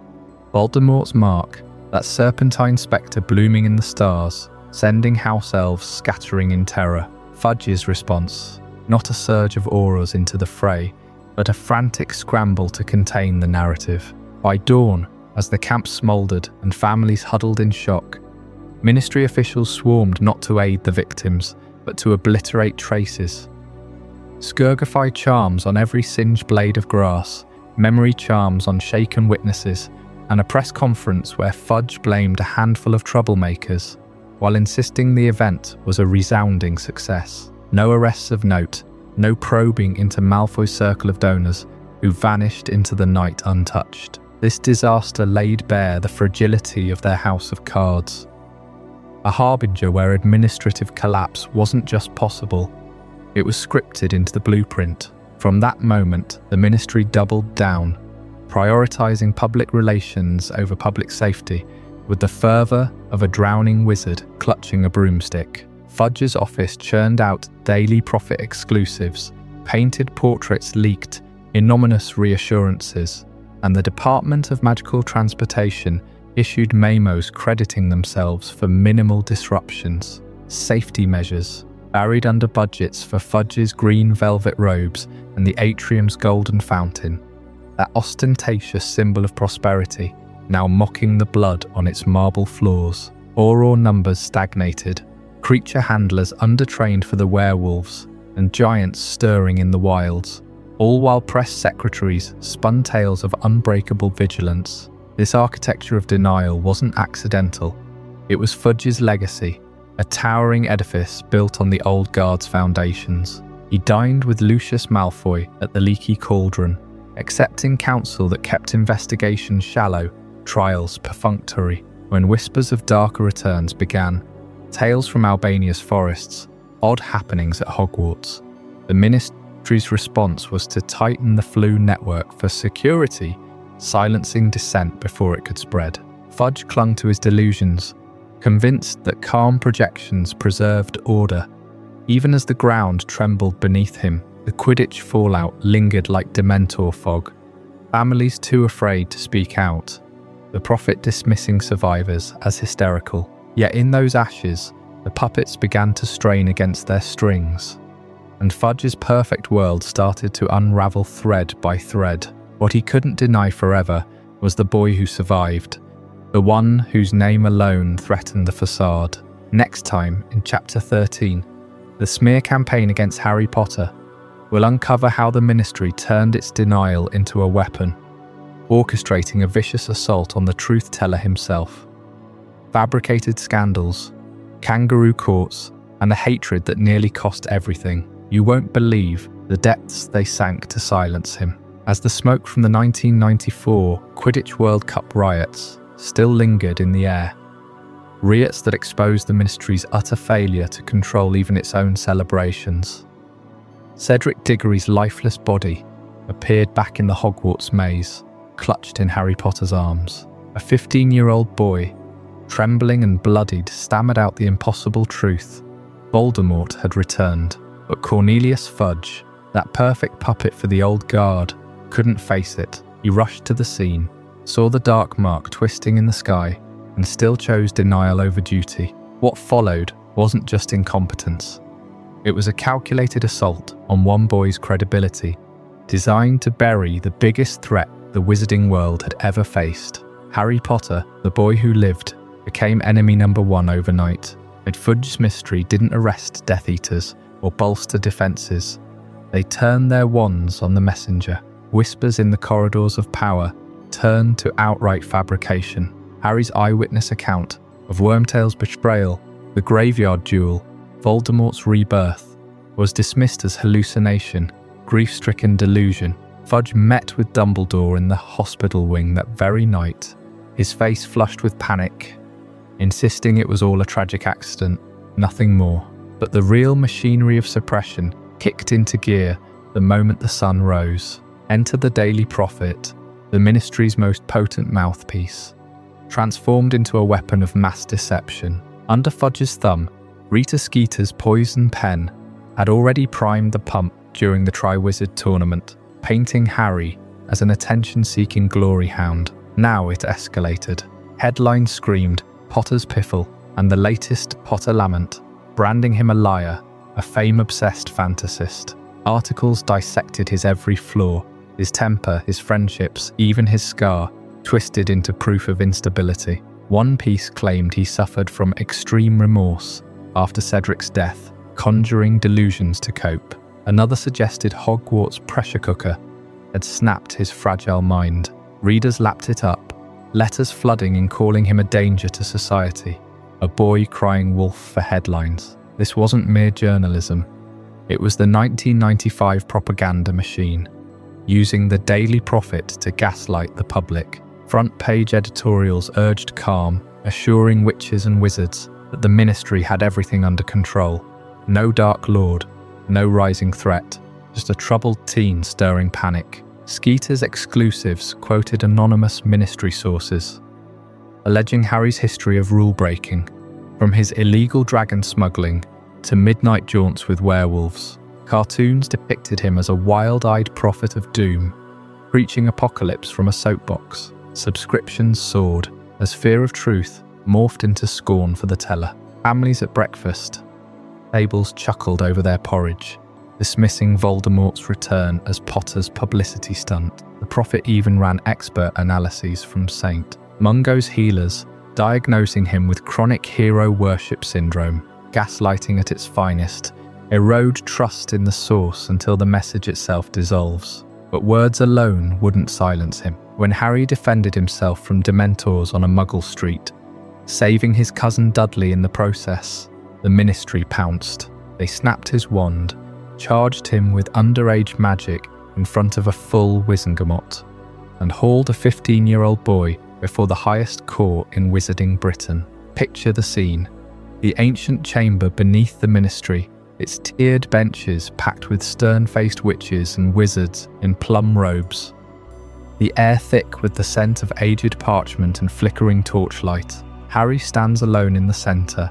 No council, no Dumbledore.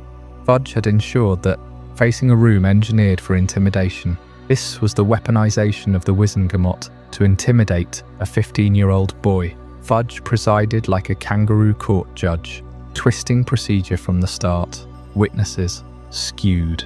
Dementors, perfectly behaved, he lied. Harry's prior offences, minor infractions like a Patronus in second year, were dredged up as pattern of delinquency. The crowd murmured approval as prosecutors painted him as a reckless vigilante, endangering muggles for thrills. Amelia Bones, fair-minded chief warlock, probed for truth, but Fudge steamrolled her, banging his gavel to shouts of guilty from the backbenches. Harry's expulsion hung by a thread, his future shattered, unless Dumbledore intervened with the snapped wand's retrieval. It wasn't justice.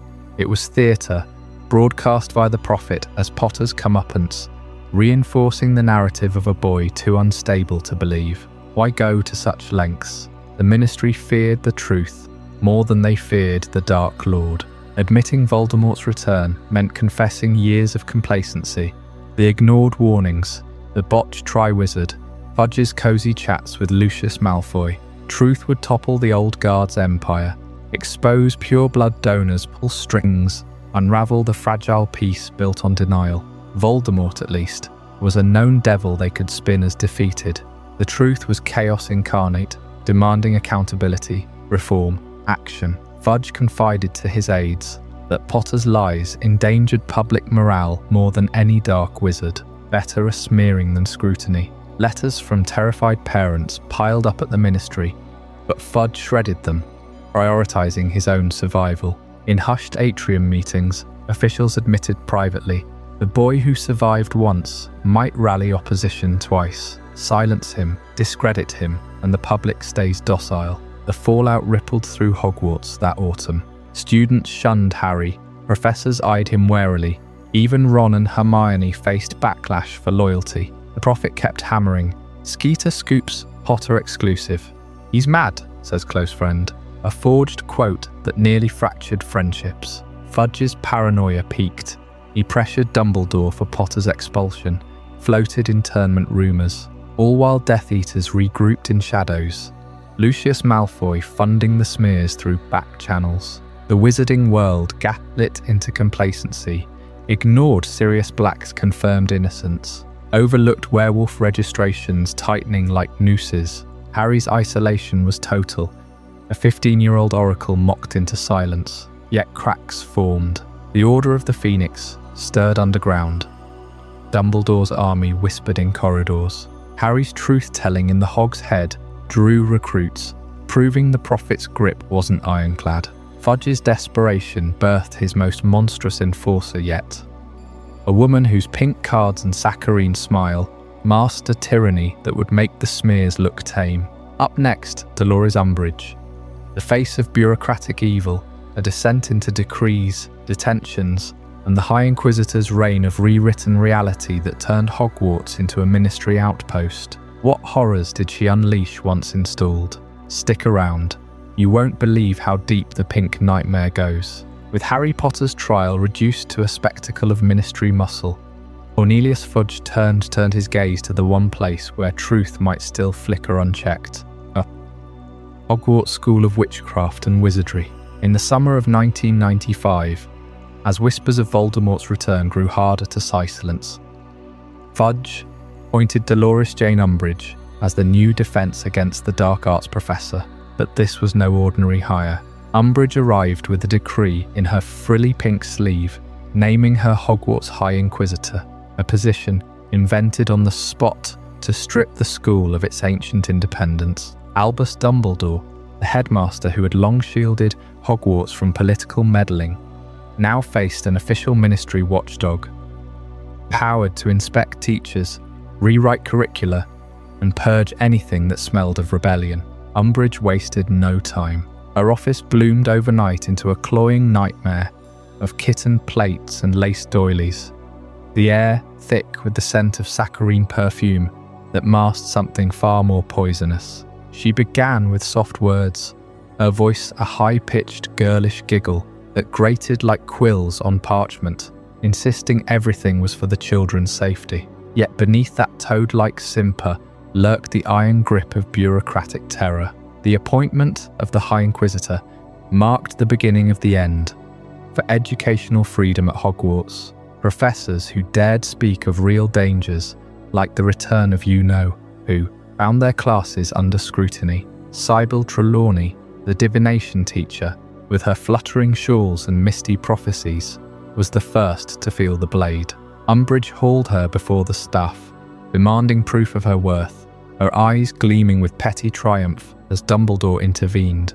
Just barely, but Dumbledore couldn't shield them all. The erosion spread like ink through water, turning Hogwarts from a haven of wonder into a ministry outpost. Students whispered in the corridors, their wands clutched tighter, as Umbridge's inspections turned lessons into interrogations. Hagrid, the gentle half-giant groundskeeper, whose love for creatures bordered on reckless, saw his care of magical creatures classes dismantled.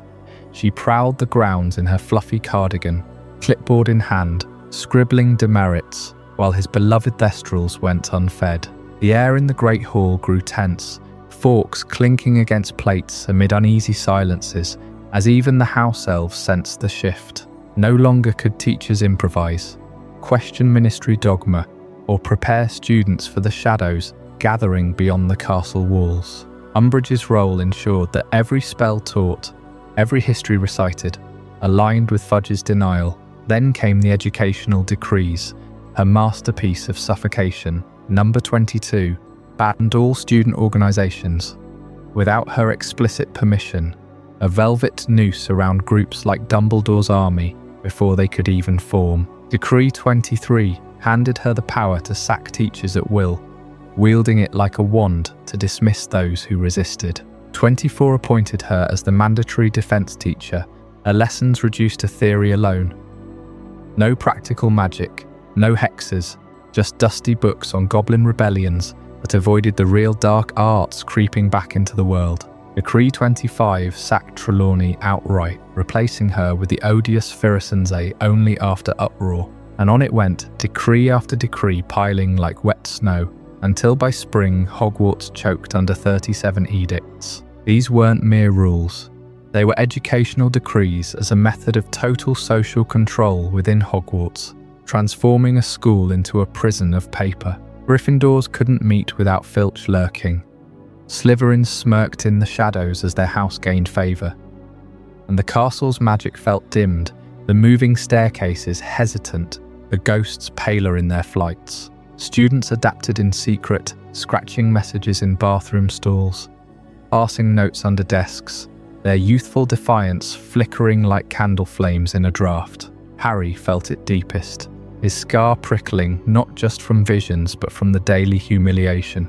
Umbridge's classes dragged, her smug face framed by that bow in her hair, insisting they read chapter after useless chapter, while Death Eaters roamed free. But her true venom revealed itself when words failed her. For those who defied her openly, she reserved the blood quill, a ministry-approved nightmare disguised as a writing instrument. When Harry interrupted one of her simpering speeches with the truth about Voldemort, she invited him to detention with a curl of her lip.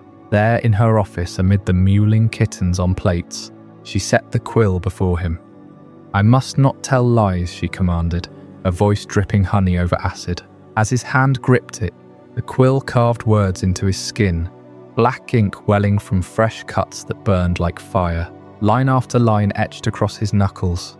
"I must not tell lies," regenerating only to be sliced again. Blood dripping onto parchment that drank it eagerly. The pain was exquisite, a slow grind that left scars no potion could fully heal, throbbing through the night as he hid his mangled hand from friends. This was the blood quill. When the state begins physically branding its problematic citizens, Umbridge watched impassively, her short fingers folded, correcting his posture with a tut. It wasn't torture in the crude sense, no Cruciatus curse, but something more insidious, sanctioned by the ministry, turning punishment into a permanent tattoo of obedience. Other students whispered of similar fates. Cho Chang's friend, Marietta Edgecombe, ratted out by the quill's invisible ink betrayal, faced Umbridge's wrath next. The message rippled through Hogwarts. Speak truth, and the state would mark you forever. Fudge praised her from afar, blind to how her decrees silenced not just students, but the very soul of wizarding education. parents' letters piled up, owls battering the windows in vain, as the ministry intercepted flu networks and post. The forest creatures stirred uneasily, centaurs muttering prophecies of upheaval, while the lake's giant squid lashed its tentacles in agitation. Umbridge's control extended to the Forbidden Forest patrols, her inquisitorial squad of favoured Slytherins. Draco Malfoy at the helm, strutting like junior Aurors, hexing the innocent under her banner. The castle groaned under the weight, portraits whispering warnings that went unheeded. Yet in that suffocation, seeds of resistance took root. Secret lessons in Room of Requirement, where wands flew free from Decree's grasp. Dolores Umbridge embodied the ministry's rot-made flesh, petty, vindictive, cloaked in respectability. Her pink-clad tyranny didn't just erode Hogwarts. It previewed the full authoritarian nightmare awaiting Britain. And as her quill dripped the last drops of blood from Harry's hand, the corruption burrowed deeper still. Next time, in Chapter 15, The Infiltration of the Demel, you'll discover how Death Eaters turned the heart of law enforcement into their playground, planting moles that made every arrest a farce. Stick around if you dare to uncover those shadows. While Umbridge wove her web of control around Hogwarts with those suffocating educational decrees, the real rot had already burrowed much deeper into the heart of wizarding power. Level 2 of the Ministry, home to the Department of Magical Law Enforcement, or Demel, wasn't just a hub for Aurors and hit wizards.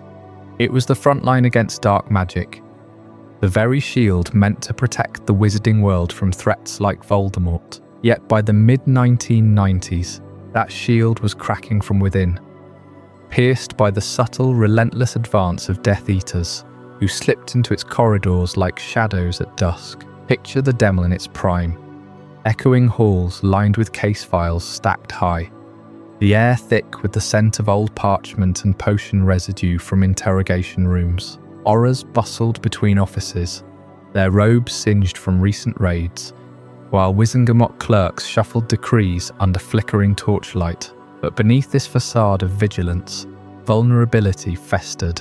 Promotions were doled out not always by merit, but by whispers in the right ears. Family ties to old pureblood lines, quiet donations to ministry campaigns, or favours traded in dimly lit pubs like the Leaky Cauldron. Death Eaters exploited this from the shadows, starting small. Junior roles in the improper use of magic office, then stints in the Wizengamot administration services, building resumes that looked impeccable on paper. Cornelius Fudge's denial of Voldemort's return created the perfect storm.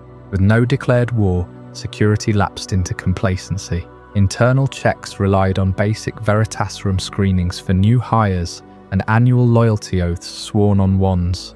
But these were perfunctory at best, administered by overworked clerks who skimmed reports rather than probing deeper. Imperius curses went undetected because symptoms were dismissed as stress.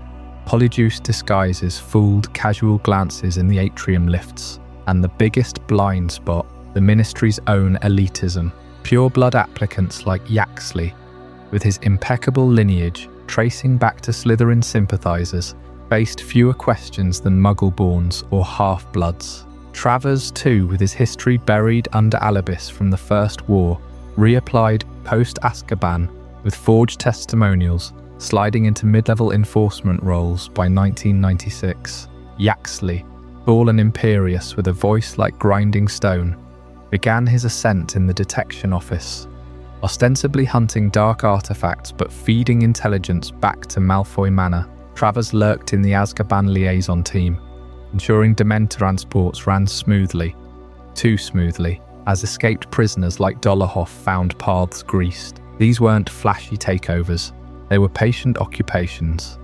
Death Eaters like them embedding over years, rotating shifts to avoid suspicion, their dark marks hidden under glamours. By the time Fudge fell, Level 2's roster was laced with at least a dozen sympathisers, enough to sway votes in internal memos and sabotage investigations into disappearances. But true control demanded pruning the thorns. Troublesome Aurors, those with unyielding integrity and sharp instincts, had to go. Alastor Moody, the grizzled legend with his swirling magical eye that pierced invisibility cloaks and doors alike, became the first target. Paranoid, perhaps, but rightly so. His constant vigilance uncovered anomalies. Misplaced files on Death Eater sightings, tampered witness statements. Rather than face his accusations head-on, the higher-ups cited overzealousness after a staged incident where his spells accidentally damaged Ministry property during a routine drill. Forced into early retirement in 1995, Moody vanished into hiding. His office cleared out overnight, files shredded or sealed. Kingsley Shacklebolt followed a similar path. The deep-voiced senior Auror, with his calm demeanour masking a razor mind, led the Order of the Phoenix's covert ops. His reports on unusual owl traffic to Pure Blood estates were buried under red tape, accused of insubordination for pursuing leads without clearance, leads that pointed to Yaxley himself. Kingsley was reassigned to Muggle liaison duties on Level 7, dead-end post-shuffling paperwork on accidental magic exposures. It was exile dressed as bureaucracy, stripping Level 2 of its fiercest defenders. This systematic removal unfolded like a chess game in slow motion. Performance reviews turned weaponized. Anonymous tips to internal affairs, fabricated misconduct logs from Imperius subordinates. Moody's replacement, a pliable yes-man. Kingsley's desk sat empty for weeks, filled eventually by Travers' protégé. Over 2 years, from 1995 to 97, at least 20 veteran Aurors met similar fates. Transfers, demotions, or quiet sackings, thinned out by quotas disguised as restructuring for efficiency. The Demel shrank by a third in frontline strength, its remnants too green or too scared to question the shifting winds. Now consider the Ministry's internal security protocols, those vaunted safeguards that crumbled so spectacularly. Layered wards guarded the atrium, anti-apparition barriers, identity-verifying memos that sparked if forged, even house elf detectors after the Crouch scandal. Level 2 had its own reinforcements, occlumency-trained interrogators, wand registration scanners at every door, yet they failed because they were built for external threats, not rot from within. No protocol mandated cross-departmental audits.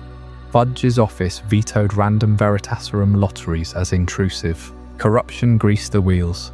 Bribed Unspeakables from Level 9 provided curse-resistant forgeries, while the Flu Network Authority logged malfunctions for suspicious travellers. The spectacular failure peaked in 1997's silent coup, when Pius Thicknesse, Imperius puppet, ascended as minister.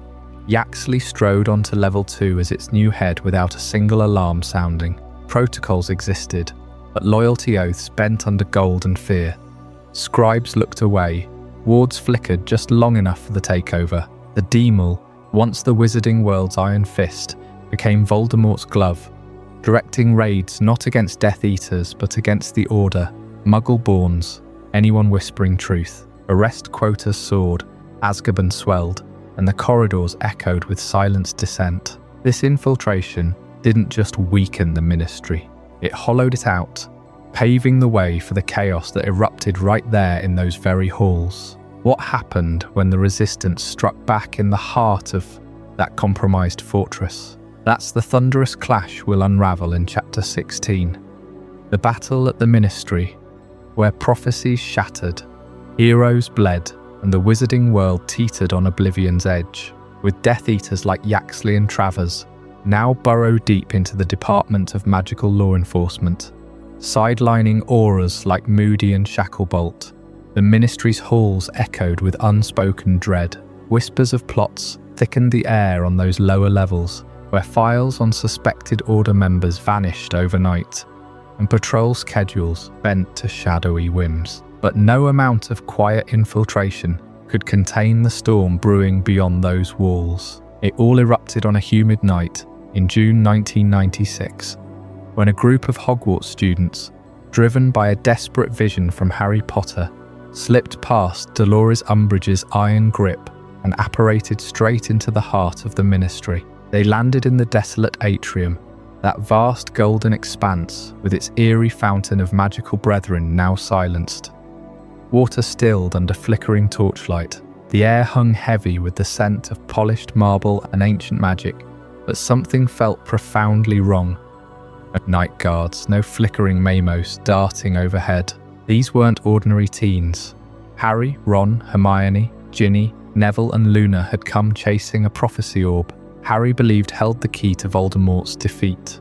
Pulled by a false lure planted in his scar, they descended into the Department of Mysteries on Level 9, a labyrinth of black-tiled halls and whispering doors, where unspeakable experiments hid behind veils of secrecy. The circular room of prophecies greeted them first, shelves groaning under dusty glass orbs, etched with names and dates. Harry's hand trembled as he grasped the one foretelling his fate, its voice murmuring of a child born at the end of July, to parents who defied the Dark Lord thrice, but triumph soured into ambush. Death Eaters materialized from the gloom, Lucius Malfoy at the fore, his silver mask glinting, flanked by the likes of Jugson, Rookwood and Avery. They demanded the prophecy, their wands hungry for it, but the students fought back with raw and polished spells honed in Dumbledore's army. Stunners flew, hexes cracked against stone, and the shelves began to topple like dominoes. Chaos swallowed the room as prophecies shattered in cascades of silver smoke, ghostly voices of the past wailing prophecies of doom and glory into the void. Hermione's quick mind spotted the time turner room nearby, its hourglasses spinning in frantic golden blurs, chains linking fragile devices meant to bend time itself. In the melee, a stray curse from Antonin Dolohov struck true. Shelves collapsed inward, crushing the entire supply under tons of rubble. Those delicate, sand-filled wonders, painstakingly crafted over decades for ministry-sanctioned time travel experiments, were obliterated in seconds, gone were the prototypes for temporal research. The tools that could have unlocked loops in spellcraft or reversed catastrophic magical mishaps. The wizarding world would never fully recover. Post-war efforts to rebuild even a fraction of that stock took years, stalling advances in chronomancy and leaving scars on projects like those once whispered about in Unspeakable Labs. The Order of the Phoenix arrived like thunder, Sirius Black bursting through first, his laughter barking amid the fray, followed by Lupin, Tonks, Shacklebolt, and Mad-Eye himself, their Patronuses lighting the dark. Duels erupted in every corner, Bellatrix Lestrange cackling as she dueled Sirius over a crumbling dais, a Cruciatus curse twisting the air. Neville's parents' prophecy orbs smashed underfoot, fueling his rage. Spells ricocheted, red jets of disarmers, green killing flashes dodged by inches, until the students were battered, friends fallen or captured. Harry clutched the prophecy tight as Lucius closed in, but then came the turning point. Albus Dumbledore apparated into the fray, his presence a gravitational force that shifted the battle's tide. Dumbledore dismantled the Death Eaters with effortless precision, water spells conjuring from nowhere to ensnare and disarm. Lucius fell, the prophecy slipping into the headmaster's grasp, only for it to shatter in his hands, its secrets lost to mist. But Voldemort himself descended, a serpentine shadow uncoiling from the prophecy's wreckage. The duel spilled upward through the Death Chamber, past the Veil's whispering archway, where Sirius had vanished moments before, his body tumbling into that eternal beyond. Up they rose to the atrium, where fate pivoted forever. June 1996. The night the Ministry's secrets were literally smashed to pieces. Statues cracked under spellfire, the fountain exploded in a spray of enchanted water, and the air thrummed with raw power as Dumbledore countered Voldemort's dark sorcery. Fiery ropes lashed out, phoenix flames erupted, and the ground trembled. Then, in a flash of green light, Voldemort possessed Harry briefly, his mind scream echoing through the boy's scar. Dumbledore banished the Dark Lord with a silver chain, but not before the final undeniable truth burned into witnesses' eyes. Cornelius Fudge himself stumbled into the atrium at that moment, flanked by Aurors, his face paling as he beheld the man standing there. No ghost, no illusion. but Lord Voldemort in the flesh, sneering amid the ruins. The minister's denial crumbled like the prophecies before him. No more smears, no more gaslighting through the Daily Prophet. The wizarding world awoke to the Second War's reality. Headlines screaming the truth Fudge had buried for a year. That confrontation forced his hand, toppling the architecture of denial you'd expect from a man too entrenched to see the shadows creeping up level 2. Yet even as the dust settled, the ministry's fractures deepened, paving the way for a new minister who promised action, but delivered it too little, too late. Stick around for Chapter 17, Rufus Scrimgeour, Too Little, Too Late, where we uncover how his iron-fisted tactics only accelerated the fall. As the dust settled in the ministry atrium after that chaotic night in June of 1996, with shattered prophecies echoing in the minds of survivors, and the time-turners reduced to molten glass on level 9. The wizarding world couldn't ignore the truth any longer. Voldemort had returned, his shadow lengthening over every corridor of power. Cornelius Fudge, his denial finally cracked, clung to his office for mere weeks before the pressure became unbearable. Wizengamot members whispered of impeachment. The Daily Prophet turned savage, and even his old allies abandoned ship. On the 24th of July, Fudge resigned in disgrace, paving the way for a man who embodied the grim resolve of a cornered lion, Rufus Scrimgeour. Scrimgeour stepped into the minister's office, not as a slick bureaucrat, but as a battle-hardened Auror who'd spent decades chasing dark wizards through fog-shrouded alleys and cursed battlefields. Picture him there, his face etched with scars like weathered granite, yellow eyes piercing from beneath a mane of tawny hair, his voice a gravelly rumble that commanded silence in the face of terror. He'd led the Auror office through the First War's bloodiest days, capturing Death Eaters who thought themselves untouchable, and now, with Voldemort's forces massing, he saw no choice but to transform the ministry from a ponderous paperwork machine into a fortress at war. This marked the transition from a politician to a soldier. Scrimgeour's desperate attempt to militarize. He wasted no time. Auror recruitment drives blanketed Diagon Alley, posters promising glory and gold to any witch or wizard willing to fight. Training regimens intensified, stunners flying in ministry courtyards, dueling clubs springing up in every department. He pulled strings to arm the public with defensive spells taught in hushed community halls, and even floated ideas of mandatory service for able-bodied adults. The atrium, still scarred from the battle, became a staging ground for war councils, its fountain now dry and repurposed for strategy maps glowing with tracking charms. Scrimgeour patrolled the halls himself at night, wand at the ready, a far cry from Fudge's tea-sipping evasions. Yet for all his fire, Scrimgeour inherited a rotting edifice, the Department of Magical Law Enforcement, infiltrated by Yaxley and his ilk, as we'd seen in the lead-up to the Atrium clash, hummed with hidden traitors. Files on known Death Eaters vanished overnight, replaced by forged loyalties. Scrimgeour barked orders to purge the ranks, but loyalty oaths proved slippery. Imperius curses masters' fatigue, Polyjuice imposters slipping through cracks. He fortified Azkaban with fresh Dementors, but whispers spread that guards were already turning, their rattling breaths bought with promises of pure blood supremacy. The man was fighting a war on two fronts, Voldemort outside and betrayal gnawing from within. In his most audacious bid for legitimacy, Scrimgeour turned his gaze to the one symbol that could rally the fractured wizarding world: Harry Potter. The ministry's attempt to recruit Harry Potter as a mascot for a failing regime unfolded like a tense family dinner gone sour. It was Christmas Eve, 1996, at the Burrow, where the Weasleys gathered amid twinkling fairy lights and the scent of roast goose. Scrimgeour arrived uninvited, flanked by two Aurors, his presence sucking the warmth from the room like a Dementor's chill. He cornered Harry by the fire, offering not alliance, but exploitation. Sign this statement affirming the ministry's strength. Pose for a photograph shaking hands with the minister. Let the prophet splash your face across front pages as proof that all was well. Harry saw through it instantly. The boy who lived reduced to a propaganda puppet. His scar a billboard for Scrimgeour's macho posturing. The offer dripped with coercion. Cooperate or face audits on your Gringotts vault.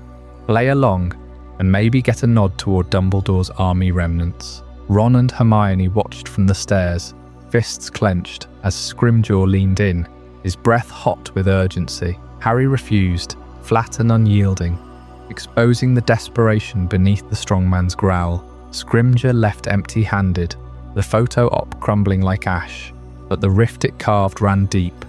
Harry's defiance leaked to the press, eroding what trust Scrimgeour had scraped together. You can feel the tragedy in that moment, can't you?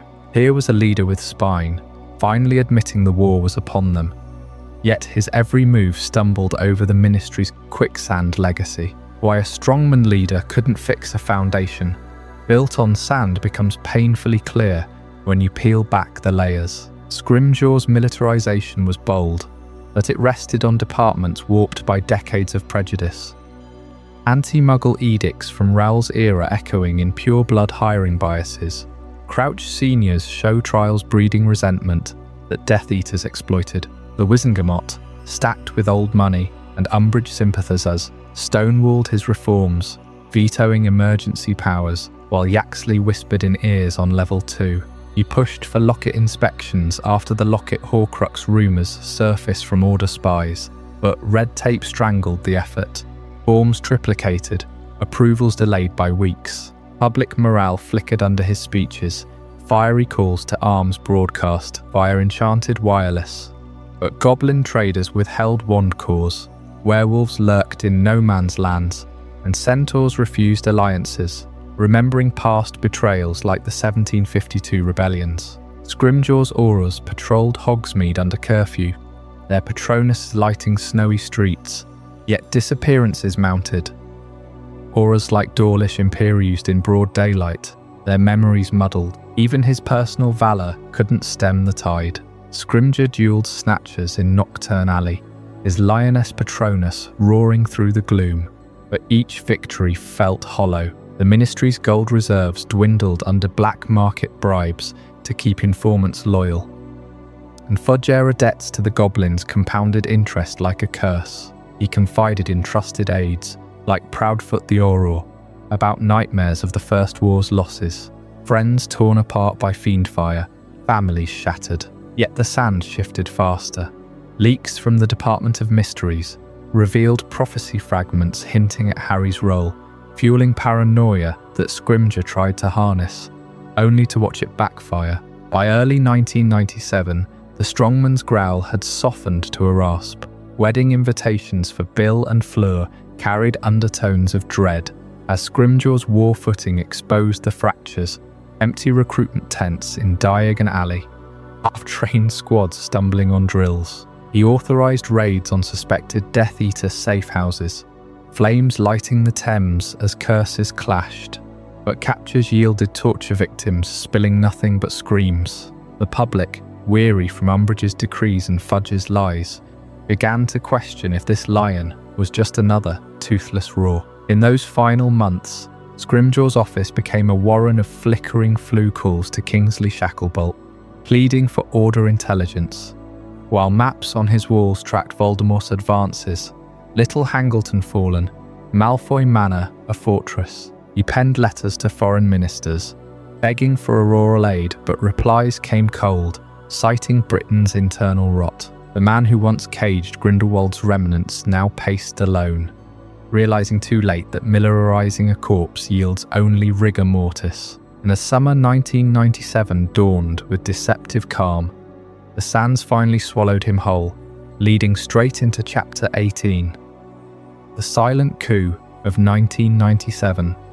A bloodless takeover that turned the lion's den into a serpent's lair, where even the strongest claws scratched at illusions. You won't believe how they pulled it off, without a single public spell fired. Scrimgeour's bold gambit to enlist Harry Potter. As the face of resistance crumbled under the weight of his own desperation, leaving the Ministry teetering on the brink, its corridors echoing with whispers of inevitable collapse. But what came next wasn't a thunderous battle or a public uprising. No, the end arrived in utter silence. On August 1st, 1997, the Ministry of Magic fell without a single public alarm being raised. Picture the atrium that night, its golden statues gleaming under dimmed firelight, the fountain's waters murmuring softly as if nothing had changed. Death Eaters, ghosts from the shadows of previous infiltrations.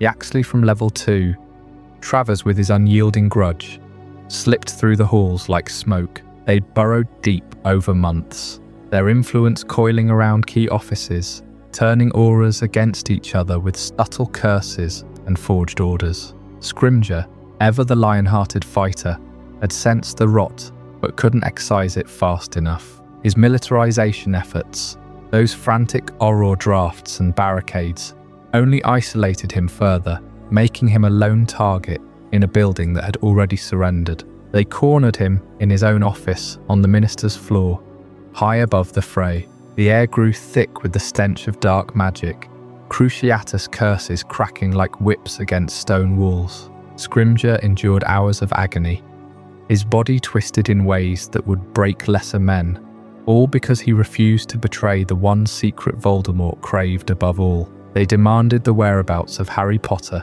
the Chosen One, the boy prophecy, who haunted the Dark Lord's dreams. Beaten, blooded, his robes torn and singed, Scrimgeour spat defiance through gritted teeth. He knew Harry's role in the prophecy, had pieced it together from intercepted owl posts and frantic briefings with the Order.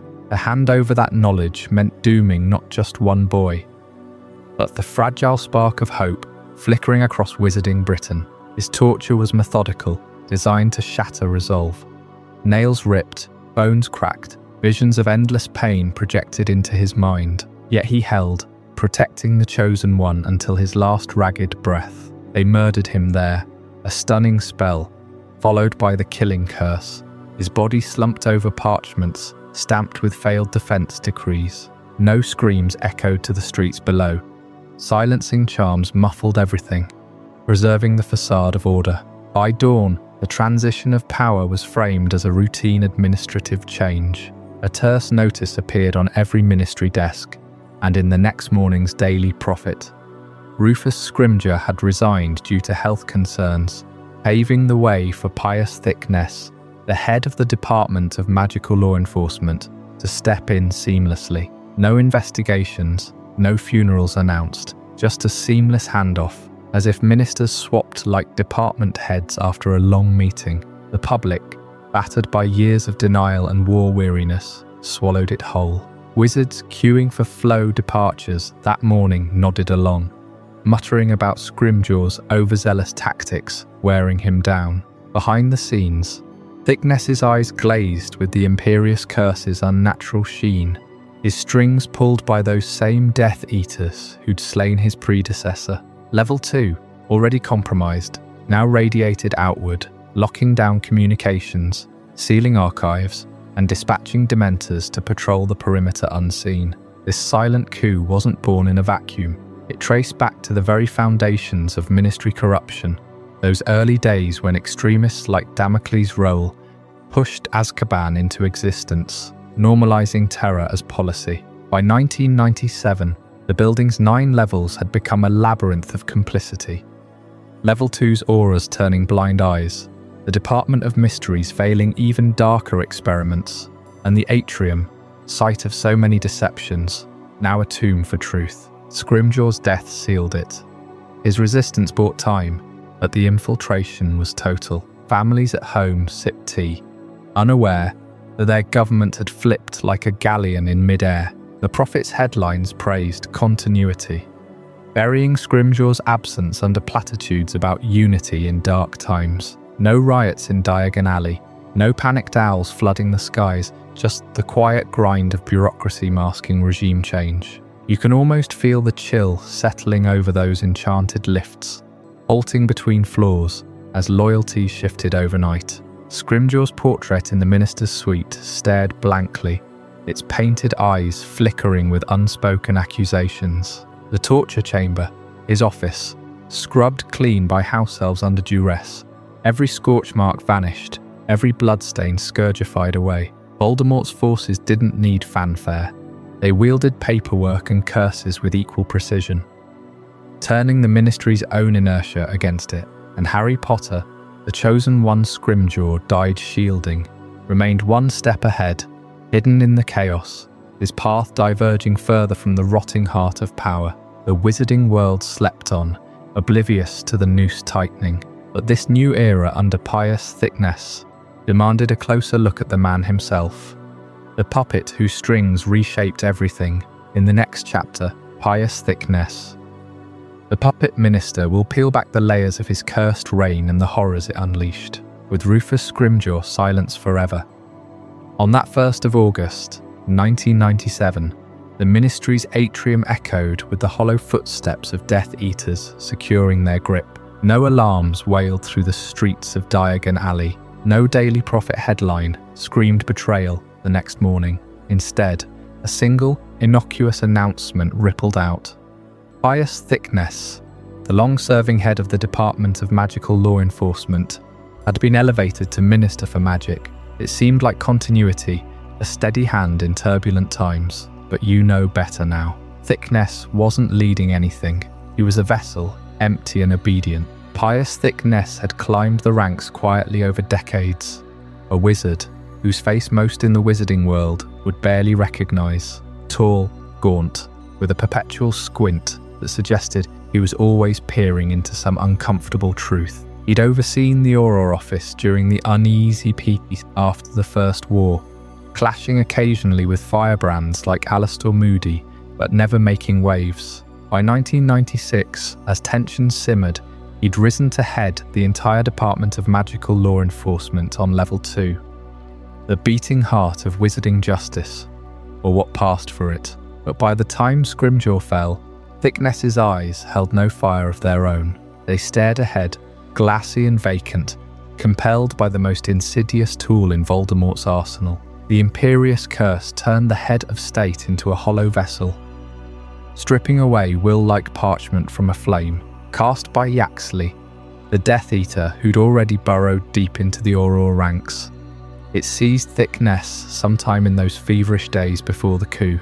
Imagine the curse's silvery mist coiling around his mind in some dimly lit ministry corridor, whispers slithering into his thoughts, rewriting loyalty with effortless cruelty. Under its sway, Thicknesse moved like a marionette, his voice delivering speeches penned by others, his signature authorizing decrees that reeked of pure blood supremacy. He greeted visitors in the minister's office with mechanical politeness, his hands folding memos that bore Voldemort's unspoken commands. No twitch of resistance, no flicker of the man he'd been, just a shell, spouting platitudes about unity, while the shadows pulled every string. Voldemort ruled from the shadows to maintain the illusion of government legitimacy, a masterstroke of deception that kept the wizarding world from outright revolt. Why storm the gates when you could own the castle from afar? Thicknesse's appointment quelled suspicions. After all, he'd been a fixture, not some hooded fanatic. Daily Prophet articles praised his steady leadership, edited under duress by a cowed staff. Wizengamot's sessions proceeded with Thicknesse presiding, his rulings aligning perfectly with the Dark Lord's whims. Harsher sentences for suspected Order sympathizers, quiet purges of Muggle-Born clerks. Voldemort himself rarely set foot in the building, preferring to summon Thicknesse to Malfoy Manor or wherever his serpentine whims took him. There, in smoke-filled rooms, instructions flowed. Deploy Dementors to Azkaban's outer islands. Tighten flow network controls. Prepare for the final push against Harry Potter.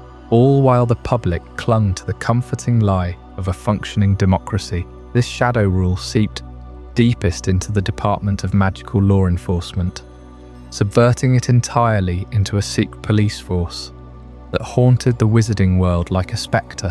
What had once chased dark wizards now hunted dissenters. Yaxley, now Thicknesse's puppet enforcer, transformed Level 2 into a labyrinth of interrogations and vanishings, Aurors loyal to the old regime, remnants of Moody's era or Shacklebolt's quiet network, found themselves reassigned to drudgery or accidentally exposed to curses during training. Files on Death Eaters mysteriously shredded themselves overnight. Hit wizards patrolled Hogsmeade not for safety, but to eavesdrop on pub talk, dragging in anyone who whispered of the boy who lived. The improper use of magic office twisted minor infractions into sedition charges. Underage wizards hauled before a Wizengamot stacked with Imperius judges. Dementors, those soul-sucking guardians of Azkaban, were loaned out for crowd control at ministry rallies, their chill breath-fogging windows as they kissed protesters into oblivion.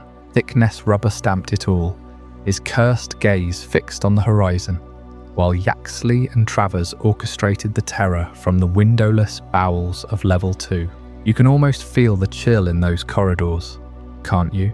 The green glow of ministry lamps flickering over stacks of wanted posters. Dumbledore's army members, order holdouts, even innocuous families with Muggle ties. Whispers spread through the lifts. Thicknesse is different now, speaks like he's reading from a script, but fear glued mouths shut. Families huddled in their homes as flu calls were monitored, owls intercepted mid-flight. The illusion held because it had to. Voldemort needed the Ministry's machinery intact, its legitimacy as a shield against international backlash from the International Confederation of Wizards. Thicknesse's public addresses from the atrium podium, broadcast via enchanted sonorous charms, promised order restored, his voice steady, unnaturally so. Behind closed doors, though the truth festered, a government hijacked, its enforcers turned inward like a snake devouring its tail. Thicknesse's reign dragged on through the autumn of 1997. A grim farce playing out amid rationed flu powder and curfews, disguised as safety measures. He attended Hogwarts feasts under Umbridge's lingering shadow, toasting Slytherin House with forced smiles. He negotiated with goblin envoys from Gringotts, offering concessions laced with threats, all to keep the gold flowing. Yet cracks appeared. The prophecy's theft still haunted nightmares, and rumours of Horcrux hunts stirred the faithful. Thicknesse fought on, curse-bound, even charging into the Battle of Hogwarts months later, wand raised for the Death Eaters until the spell shattered amid the chaos. Freed at last he crumpled, a man hollowed by months of borrowed will. But in those dark months, the puppet minister enabled horrors that scarred generations. His empty throne a symbol of how deeply corruption had burrowed, and with Thicknesse's regime solidifying control over blood status records and registries, the true nightmare was just beginning. Up next in Chapter 20, the Muggle-Born Registration Commission, where loyalty oaths became death sentences, and one woman's sadistic ledgers hunted the innocent like prey. Stick around. You won't believe how they made persecution feel official. I hope you're as amazed by this as I am. If you want to stay updated on more content like this, make sure to subscribe and join our community of curious minds. Trust me, what's coming next will challenge everything you thought you knew.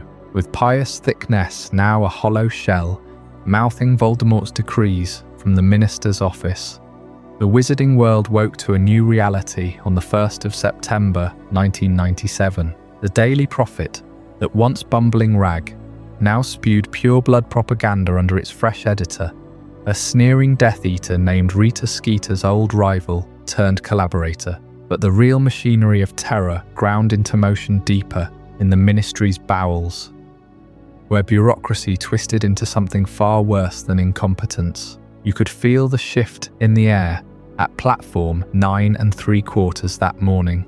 Parents clutched their children tighter. Half-bloods whispered about fleeing, and Muggle-Borns like the Granger girl vanished into hiding before the train even whistled. The ministry's memos arrived by owl post, crisp and official, demanding proof of magical heritage for anyone without a pure wizarding lineage going back centuries. No more leniency for those born to Muggles. Magic, they claimed, wasn't a birthright, it was stolen. Enter Dolores Umbridge, that toad-like tyrant slithering back into power like she'd never left the shadows of her pink Hogwarts office. Promoted to Senior Undersecretary and head of the newly minted Muggle-Born Registration Commission, she perched at her desk on level 2, quill poised over stacks of parchments stained with fresh ink. Her toad eyes gleamed with sadistic delight as she oversaw the persecution of so-called wand thieves. That's what they called them now, Muggle, ones accused of pilfering magic from proper wizards. Their wands confiscated as evidence of crime. Umbridge's pamphlets littered Diagon Alley, screeching headlines about blood traitors and scavengers leeching power from the elite. Families torn apart, homes raided at dawn, all under the guise of protecting wizarding purity. She didn't just sign orders, she revelled in the details. Letters poured in from terrified witches and wizards, pleading for exemptions, only to receive her saccharine replies laced with threats. Dear Mudblood, she'd begin in that girlish script, before outlining trials and Azkaban sentences. Her office walls, plastered with framed decrees, echoed the clink of chains from the holding cells below. Umbridge drafted the laws herself, twisting old statutes from the International Statute of Secrecy into weapons. No more hiding behind Muggle parents.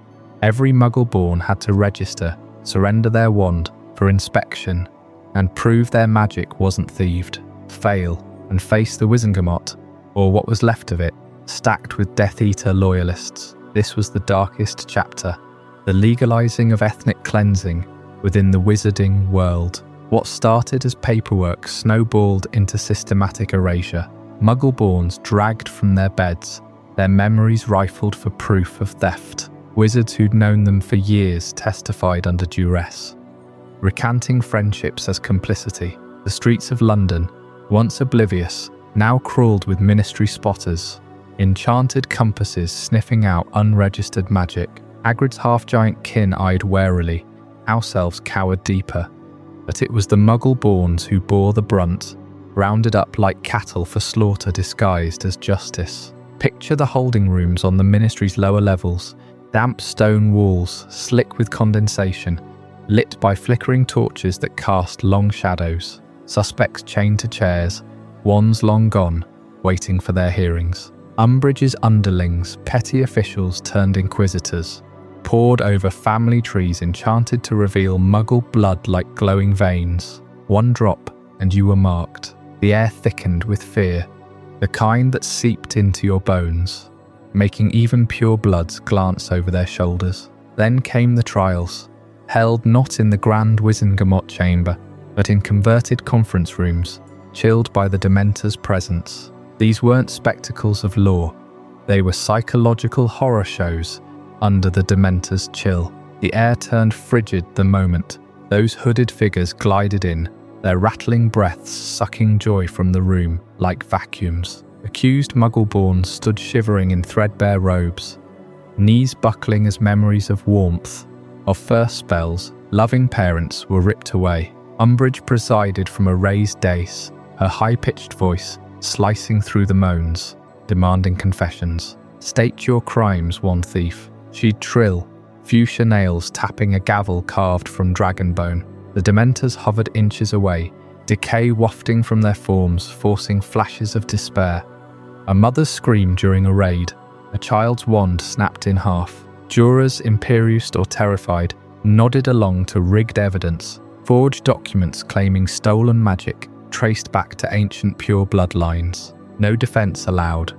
Solicitors for the accused vanished into Azkaban themselves. One witch, a healer who'd saved lives at St. Mungo's, wept as her happiest memory dissolved, replaced by the void of her Muggle father's deathbed. Sentenced in minutes, kissed by a Dementor, or shipped north to the island prison. The horror wasn't just the cold, it was the intimacy of the breaking. Dementors fed on personal agony, amplifying every doubt. You'd hear the accused babbling half-truths, begging for mercy that never came, their voices fading into gurgles as hope ebbed. Umbridge watched it all with a smile, sipping tea from a cup embroidered with cats, noting each breakdown for her reports to the Dark Lord. These weren't trials. They were soul extractions, designed to shatter spirits before bodies even reached Azkaban's towers. Word spread through underground networks. The Order's remnants, brave souls like Lupin and Tonks, risking everything to warn families. But the Commission's reach extended further. Schools like Hogwarts now vetted students, Muggle-Born desks emptied overnight, businesses shattered if owners harboured thieves. Even the leaky cauldron whispered of escape routes to France, only for snatchers to lurk in the alleys. Umbridge's triumph was in the normalcy she enforced. Queue up for your persecution, fill out Form 13B, smile for the registry photo, yet cracks showed. A few Aurors, like Dawlish before his own curse, leaked names to the resistance. Muggle-Borns fought back in secret, forming cells that hexed patrols and smuggled wands. Umbridge raged at these insurgents, doubling Dementor patrols, but her glee never faded. This was her masterpiece, bureaucracy as genocide, pure blood supremacy etched into law.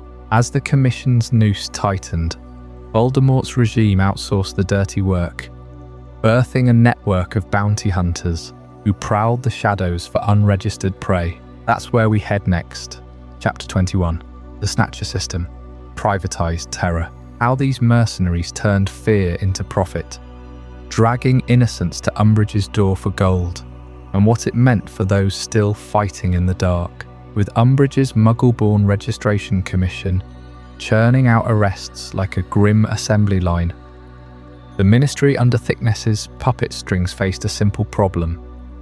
They didn't have enough wands to enforce their new reign of terror. Aurors were deserting in droves, some fleeing to the Order of the Phoenix, others vanishing into the night rather than hunt their own kind. Loyalists were stretched thin, patrolling Diagon Alley checkpoints and guarding the atrium's blood quills. Voldemort's forces needed a way to scour every shadowy corner of Wizarding Britain without burning out their own ranks. Enter the Snatchers, gangs of rough magical mercenaries, the dregs of the wizarding underworld, suddenly handed badges and bounties to do the Ministry's dirtiest work. These weren't elite hit wizards or stern-faced Aurors in crisp robes. Picture them. Scarred thugs with crooked grins, their cloaks ragged from years, dodging Gringotts security or brewing contraband in Nocturne Alley. Men like Scrimgeour, with his lank hair and feral eyes, led packs of them. Fenrir Greyback's less hairy cousins, petty criminals who'd once smuggled dragon eggs or fenced cursed artifacts. The Ministry outsourced its law enforcement to these gangs of magical mercenaries, arming them with official warrants and a license to stun first, ask questions never. No trials, no due process. Just drag them to Azkaban, collect your gold. It was privatization at its most brutal, turning law into a bounty hunt where the lowest bidder won by being the most vicious. The economic incentives dripped with temptation. A gold rush that poisoned every hearth and home. The Ministry posted rewards across, wanted posters fluttering in every shop window. 5,000 galleons for Harry Potter himself, dead or alive. Enough to buy a Black family manor outright. But they didn't stop there. 2,000 for any Order member. 1,000 for blood traitors. Those purebloods foolish enough to mingle with Muggles or defend the Mudbloods. Undesirables fetched 500 a head. Runaway Muggle-Borns, half-breeds, anyone whispering against the new regime. Galleons stacked like fiend-fire promises, paid out in heavy sacks at the Ministry's front steps. A single tip could fund a lifetime of fire whiskey, and no questions asked. Wizards who'd scraped by on odd jobs suddenly saw neighbours as walking vaults, their faces sketched on those tattered parchments. You can almost hear the clink of those coins in the dead of night, the whisper of betrayal slipping under doors. Diagon Alley became a whisper market, where a glance at a cafe table might earn you enough to vanish abroad. In quieter villages, like those tucked in the Cotswolds, where wizarding families hid behind Muggle hedges, the air grew thick with suspicion. Old mates at the pub eyed each other over tankards, wondering if that shared pint was worth 1,000 galleons. Families splintered, sons turning in fathers for sympathising with Potter, wives vanishing after a husband's greedy hunch. This led straight to the collapse of social trust. As neighbours began reporting neighbours to the Ministry, pubs emptied early, Doors bolted by dusk, Floo networks went silent to avoid eavesdroppers. In Hogsmeade, the three broomsticks traded laughter for hushed tones. Madame Rosmerta, glancing over shoulders while pouring butterbeer. Letters arrived unsigned, owls dropping parchments into ministry slots with scrawled names. The Weasleys, harbouring blood traitors. Entire streets in Wizarding London fell quiet. Curtains drawn against the flicker of snatcher torches sweeping the lanes. Paranoia seeped into the bones of society, turning allies into informants overnight. Friends who'd shared Quidditch bets or swapped flu powder now crossed streets to avoid a greeting. The fear of a snatcher raid heavier than any Dementor's chill. Snatcher patrols roamed like wolves, their boots thudding through misty evenings, stunning spells cracking the air. They'd burst into homes unannounced, wands drawn on sleeping families, dragging out teenagers for suspicious parentage. Greyback's crew revelled in it, teeth bared under the moon, while others like the Carrow siblings, rejects looted as they went, trinkets vanishing into pockets alongside the prisoners. Azkaban swelled, its cells echoing with the sobs of the unjustly snatched. Dementors feasting on the despair of false accusations. The ministry washed its hands, claiming efficiency, but every bounty paid eroded the wizarding world's fragile bonds. Even the pure-blood elite felt the chill. Families like the Malfoys walked gingerly, knowing a rival's grudge could summon snatchers to their gates. Voldemort watched from afar, amused by the chaos his incentives unleashed, the dark mark burning less often now that greed did the work. Yet cracks showed. Snatchers clashing over bounties, double crosses in back alleys, a few honest souls smuggling targets to safety amid the gold fever. But the boldest strike against this privatized nightmare was yet to come, an audacious raid deep inside the ministry's fortified heart. Coming up next in Chapter 22, the infiltration of the Horcrux heist. How a trio of fugitives turned the tables in a theft that exposed Voldemort's deepest vulnerabilities, while snatchers prowled the shadowed alleys of Wizarding Britain, their pockets lined with ministry gold for every blood traitor or runaway they dragged in. Three teenagers hatched a plan that would strike at the very core of the regime. Harry Potter, Ron Weasley, and Hermione Granger, on the run and desperate for the next Horcrux, set their sights on Dolores Umbridge's old office in the ministry, where the locket that once belonged to Slytherin himself now hung as her twisted trophy. They chose the dead of night, when the atrium's enchanted ceiling mimicked a starless sky, heavy with impending storm, disguised with polyjuice potion. Their faces morphed into those of anonymous ministry drones. Harry as Reginald Catamole from the Magical Maintenance Department, Ron stumbling through the role of Albert Runcorn's stand-in brother, and Hermione as Mafalda Hopkirk from the improper use of Magic Office. The potion's acrid tang lingered on their tongues as they huddled in a dingy Muggle cafe toilet, the last portal into the wizarding world's nerve centre, before the flu network restrictions clamped down. Slipping through the public toilets off Whitehall, they vanished into the pipes, emerging sodden, and chilled into the ministry's Level 2 ladies' room. Water dripped from their sodden robes, echoing softly against the cold marble tiles, a reminder of how fragile the barriers truly were. No wards detected them, no alarms wailed. The ministry, bloated with paranoia under Thicknesse's puppet rule, had poured its defences into street patrols and registration desks, leaving the underbelly porous for anyone bold enough to exploit it. As they navigated the dimly lit corridors, fireplaces flickering with greenish flames that cast long, wavering shadows on portraits of stern-faced ministers long dead.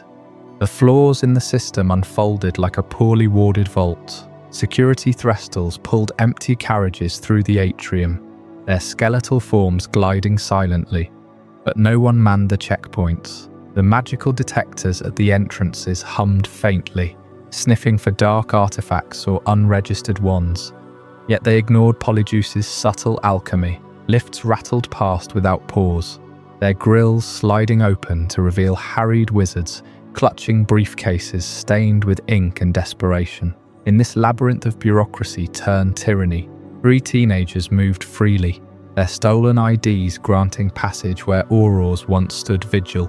Up to level 10 they went, the lift groaning under the weight of invisible tension. Umbridge's office awaited, its door adorned with pink ribbons that clashed grotesquely with the regime's black armbands. There, amid saccharine kitten, plates and quills that dipped themselves in ink, dangled the lockets, golden S-chain glinting under the soft glow of a desk lamp. Hermione's fingers trembled as she snatched it, the metal cold against her skin, pulsing faintly with the dark magic it contained. They had breached the heart of corruption, reclaiming a piece of Voldemort's soul from the woman who embodied the Ministry's venomous prejudice. But the true genius of their heist lay in the escape, as chaos erupted. Umbridge herself bursting in, flanked by Dobby, the house elf's unexpected heroism. They turned the Ministry's own infrastructure against it. Those same lifts, designed to shuttle officials between levels with efficient precision, became vessels of rebellion. Hermione had freed a group of Muggle-Born prisoners from the courtrooms below, their faces gaunt and eyes hollow from weeks in holding cells awaiting trial as wand thieves. Crammed into the descending cars, disguised and desperate, they rode the elevators downward, past oblivious security posts, straight into the atrium and out through the flow. Picture the irony. The very elevators meant to reinforce the regime's iron grip, ferrying suspects to interrogation rooms and Azkaban transports, now smuggled out the very political prisoners the Ministry hunted.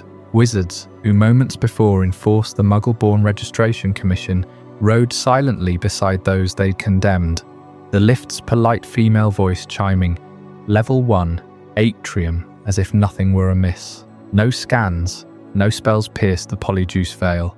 The system trusted its own machinery too completely, blind to subversion from within.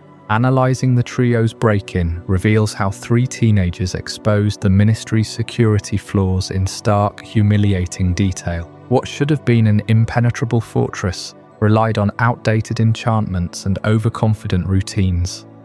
Flew logs that lagged, portrait sentries more gossip than guard, and detectors calibrated for external threats while internal rot festered. In the Second Wizarding War's frenzy, resources funneled to snatchers and propaganda left the building itself a sieve. Harry, Ron and Hermione didn't blast through walls or duel Aurors.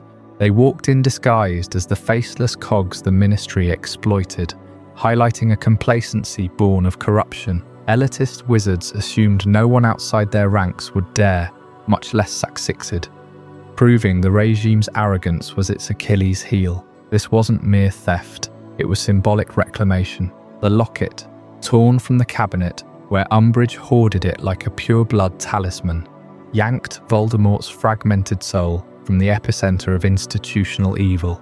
Level 1's atrium, site of prophecies, shattered and battles waged, had become a shrine to denial under Fudge and Thicknesse. By infiltrating its depths, the trio didn't just grab an artifact. They asserted that even the corrupt heart could bleed resistance, a spark amid the Dementor's chill and the Snatcher's chains. Their daring raid rippled outward, whispers of the breach, fueling underground networks, even as the Ministry scrambled to seal the cracks. But freedom came at a cost, one that would ensnare them further in the web of dark magic's unravelling, as we'll explore in Chapter 23. The fall of the taboo.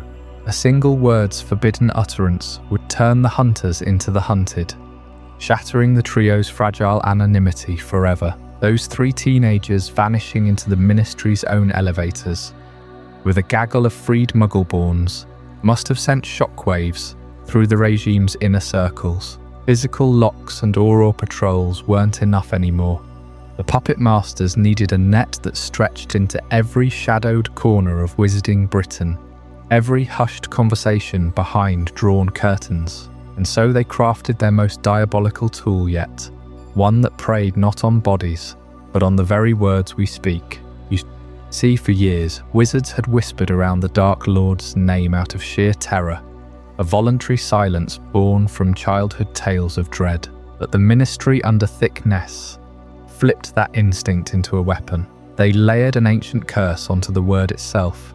Voldemort. Utter it aloud, and like a beacon in the night, your precise location flared up on enchanted maps in snatcher dens and ministry war rooms. No flu call required, no owl post intercepted, just the slip of a tongue, and doom apparated at your door. Picture a weary resistance fighter in a cramped safe house, the air thick with the scent of damp stone and cooling stew. They're plotting with comrades, voices low, hearts pounding. One lets the name escape in frustration, Voldemort, and in that instant the curse activates. Traceries of magic ripple outward, invisible threads snagging on the ether, pinpointing the latitude and longitude of every syllable. Within minutes, the crack of apparition splits the air outside, boots thudding on the floorboards as snatchers swarm in, wands blazing. That was the genius of it. A name-turned tracking device, woven from the darkest branches of curse-making, likely brewed in the Department of Mysteries by Death Eater alchemists who knew the power of prohibition. This wasn't mere eavesdropping. It birthed a total surveillance state, the likes of which wizarding Britain had never endured. Privacy evaporated overnight. No more casual pub talk in the leaky cauldron, no fireside debates in hidden cottages. Every utterance became a potential betrayal. The Order of the Phoenix, those stalwart souls who'd faced Grindelwald's shadow, now policed their own speech with desperate fervour. They resorted to code.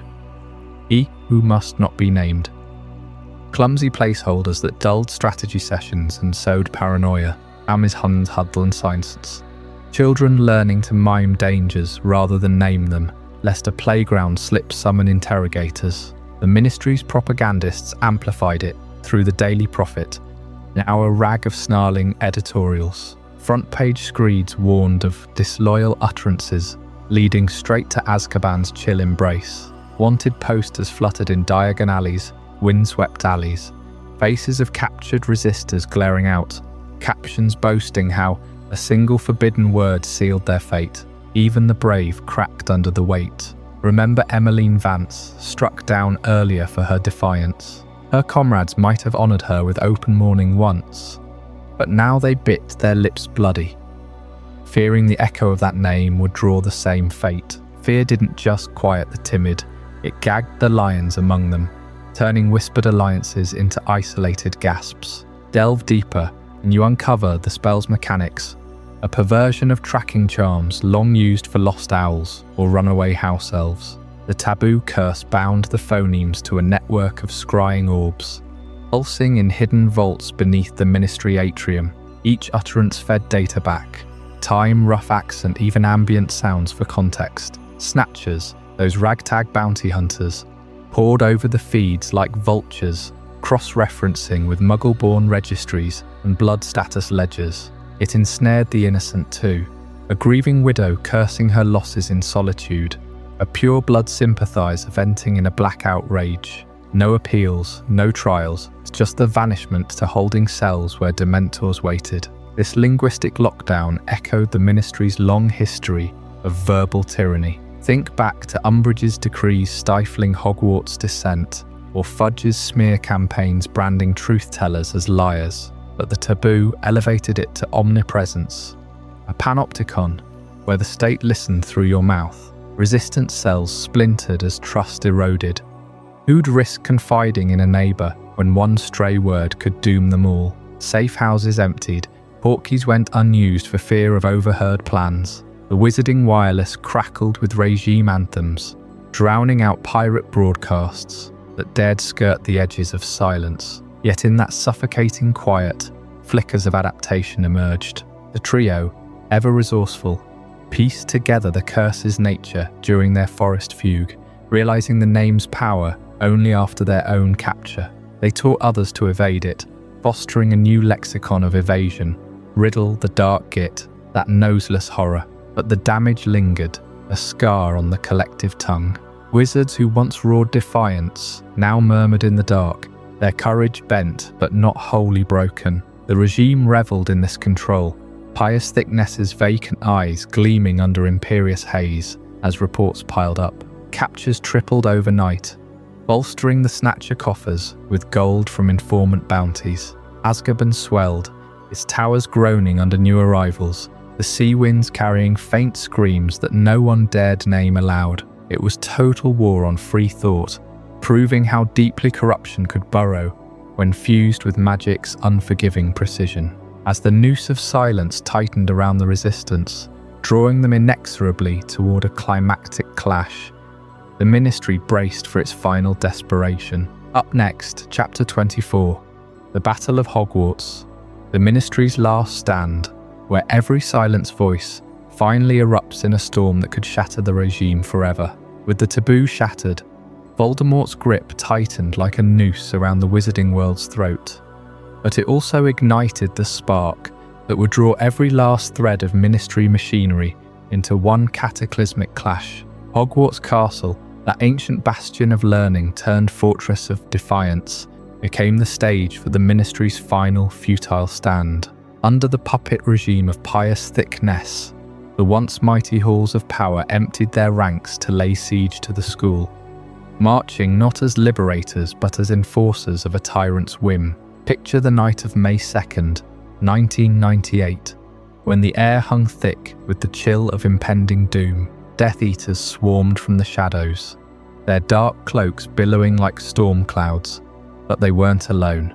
Ministry officials, those paper pushers and decree drafters who'd spent years stamping forms and enforcing edicts, now clutched wands with trembling hands, compelled forward by fear, curses, or blind loyalty. Aurors who'd survived the purges, department heads from the second levels, magical law enforcement, even clerks from the lower bureaucracy.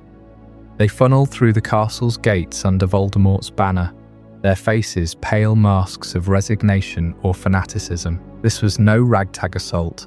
It was the full weight of the state apparatus, repurposed for annihilation. These Ministry foot soldiers bolstered the Death Eaters' numbers, providing a veneer of legitimacy to the chaos. You'd see them in the flickering torchlight of the grounds, firing curses alongside the masked Matalit, their spells clashing against the protective enchantments thrown up by the defenders. Men and women who'd argued over regulations for potion ingredients or creature classifications now hurled hexes at teachers, students, and order members alike. The Department of Magical Law Enforcement, that sprawling nerve centre on level 2, had contributed its remnants. Yaxley himself, the cursed head, barking orders to his coerced subordinates. They set up barricades from fallen statues, transfiguring debris into weapons, all while the castle's walls groaned under the onslaught. It was a grotesque fusion of bureaucracy and brutality, where filing cabinets might as well have been catapults. At the heart of this perversion stood Pius Thicknesse himself, the Imperius Minister for Magic, striding into battle like a marionette with a death wish. There he was, amid the snarling giants and acromantulas scuttling over the lawns, his robes torn and stained. Wand slashing through the air in unison with the Death Eaters. Thicknesse, once a stern Auror head, known for his unyielding pursuit of dark wizards, now embodied the ultimate symbol of state failure, fighting shoulder to shoulder with the very monsters he'd sworn to oppose. His eyes glazed, his movements jerky under the curse's thrall. He duelled fiercely against the likes of Percy Weasley and the Hogwarts defenders, his spells crackling with borrowed malice. Voldemort had twisted the Ministry's pinnacle into a foot soldier, proving how deeply the rot had spread. When the head of government charges into the fray for the enemy, what hope remains for the system? The siege unfolded in waves of horror, the Ministry's role weaving through every brutal phase. As the battle spilled into the Great Hall, officials clashed in the corridors, their curses rebounding off suits of armour that sprang to life. You'd hear the shouts echoing, but the Dark Lord mingled with the desperate incantations of the resistance. Snatchers, those privatised thugs from earlier purges, mingled with suited bureaucrats, dragging wounded foes toward the giants' clubs. The air reeked of scorched stone and ozone, the ground slick with spells residue, as Ministry wands contributed to the fiend fire that later have Hagrid's hut These weren't just extras in the carnage. They manned the perimeter, reinforced the breaches in the castle's wards, even coordinated the aerial assault from broomsticks high above the towers. Deeper into the night, as Voldemort paused his duel with Harry in the Forbidden Forest's shadows, the Ministry forces pressed their advantage inside. Thicknesse duelled valiantly, or mechanically. In the entrance hall, his curses felling allies of the Order, before a stray hex finally shattered the Imperius hold. In that instant, freed from the curse's fog, he turned his wand, but too late. The damage was etched into history. His presence there, puppet strings cut amid the rubble, marked the pinnacle of institutional collapse. A minister not leading his people, but charging as cannon fodder for the regime he'd unwittingly fronted. And then came the moment the bureaucratic machine finally ground to a halt. It wasn't a grand proclamation or a signed decree. It was raw, visceral. As Harry's disarming charm felled Voldemort in the castle's shattered courtyard, the remaining Ministry officials faltered, wands dropping from numb fingers. Spells fizzled mid-air, orders dissolved into stunned silence. The Aurors, who'd marched under duress, blinked into clarity. The clerks who'd fired blindly, now staring at the smoking remains of their dark lord. The apparatus that had denied Voldemort's return, persecuted the innocent, and enforced terror through ink and parchment. It sputtered out right there, amid the cheers of the living and the moans of the dying. Forms unsigned, departments leaderless, the Ministry's engines seized in the face of undeniable truth. In the aftermath, as dawn crept over the bloodied grounds, the wizarding world confronted the wreckage of its government. But from those ashes rose a figure who'd long fought in the shadows, ready to dismantle the corruption once and for all. Up next in Chapter 25, the Kingsley Shacklebolt Reformation, we'll uncover how this Auror-turned leader purged the old guard, rewrote the rules, and rebuilt a ministry that might actually serve. What radical changes did he unleash?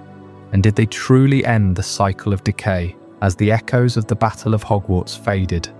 Pius Thicknesse lay broken on the shattered flagstones, his body freed at last from the Imperius curse that had turned him into Voldemort's marionette. Ministry officials who had marched alongside Death Eaters that night, scattered like shadows at dawn, their loyalties exposed in the blood-soaked courtyard.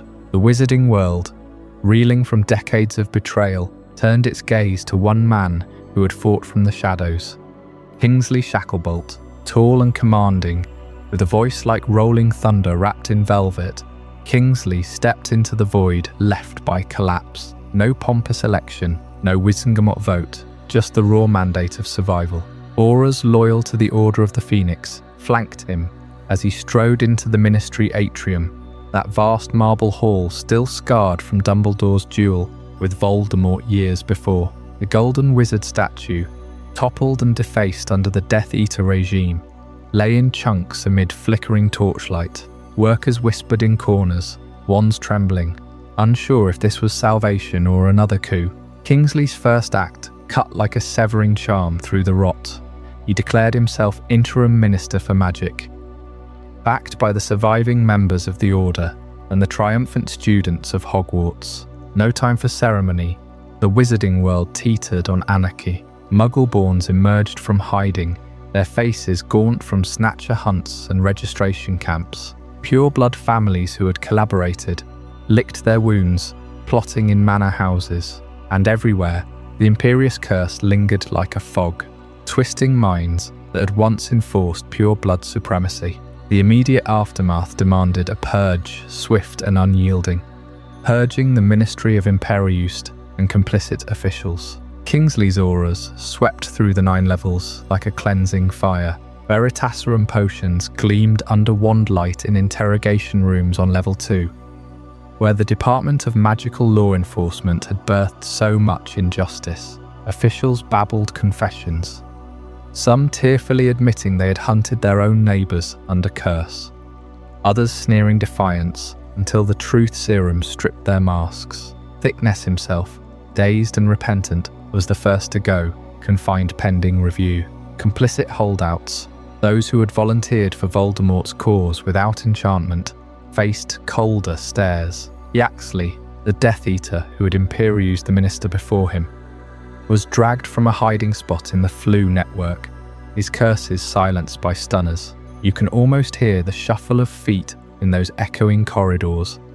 The clink of handcuffs forged from goblin-wrought silver. Department heads resigned in droves, some fleeing to Albania or beyond, others turning informer for leniency. The Muggle-Born Registration Commission files burned in massive pyres on the atrium floor, the acrid smoke carrying away lists of the vanished. Kingsley didn't stop at the top.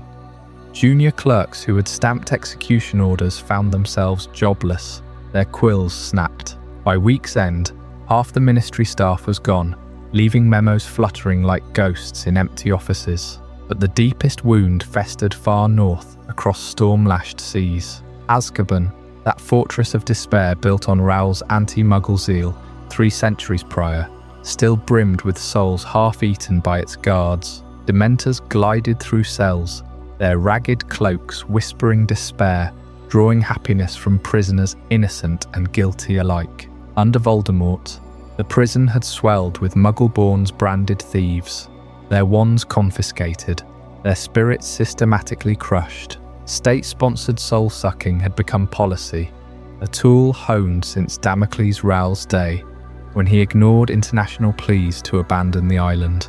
Kingsley moved with surgical precision, the removal of Dementors from Azkaban and the end of state-sponsored soul-sucking.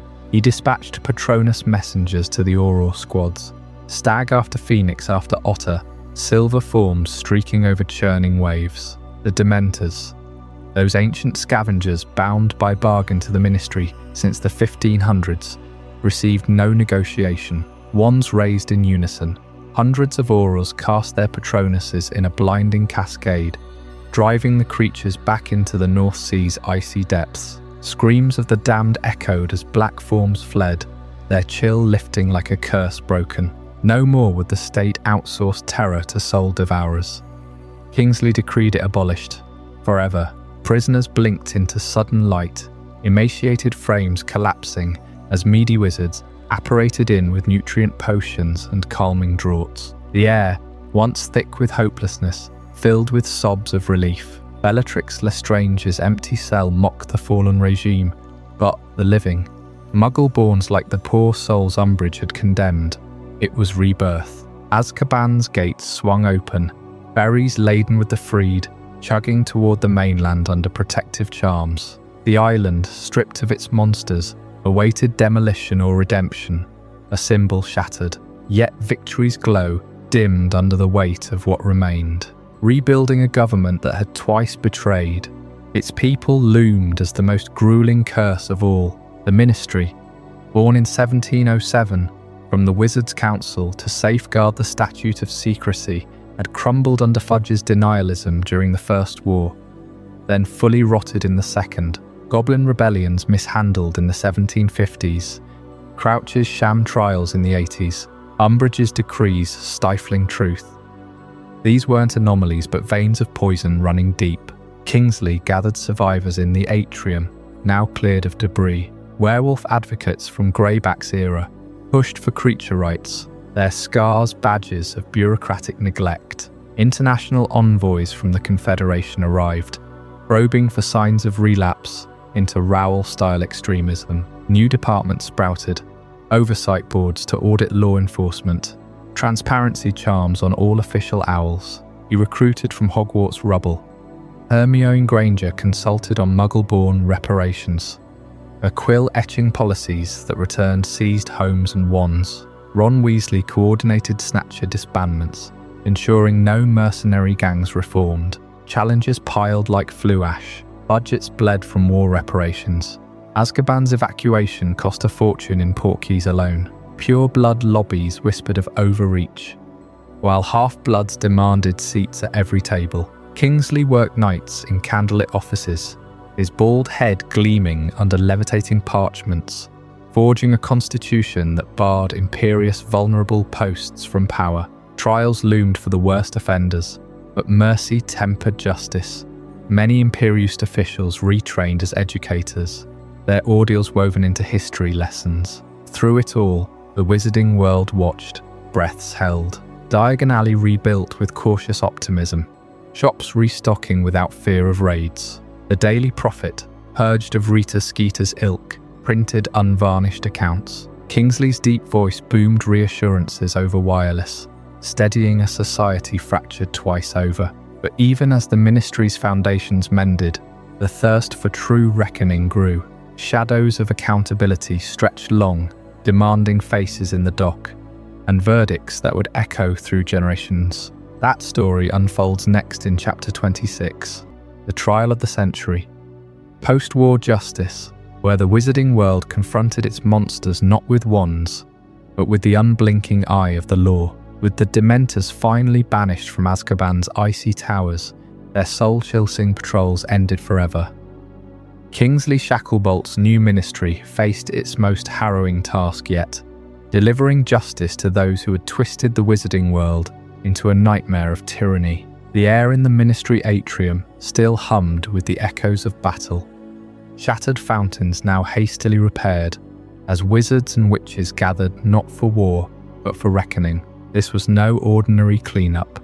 It was the trial of the century, a spectacle that would redefine accountability in a society scarred by blind obedience. Crowds swelled outside the old courtroom chambers, deep in the ministry's second level, where the Department of Magical Law Enforcement once enforced Voldemort's decrees with ruthless efficiency. Reporters from the Daily Prophet, their headlines now free of censorship, scribbled furiously as the Wizengamot, the ancient council of judges draped in plum-coloured robes, reconvened under stricter oversight. Kingsley, his deep voice booming like thunder over calm seas, had already begun purging the ranks, but true reform demanded public trials. Death Eaters like Lucius Malfoy, once untouchable in his manner, now stood shackled, their silver masks melted down into evidence. Yet the real storm brewed around the collaborators, those mid-level officials who claimed they were merely following orders. You can almost feel the tension in that dimly lit chamber, the flicker of enchanted torches casting long shadows on faces pale with regret or defiance. One by one, they took the stand.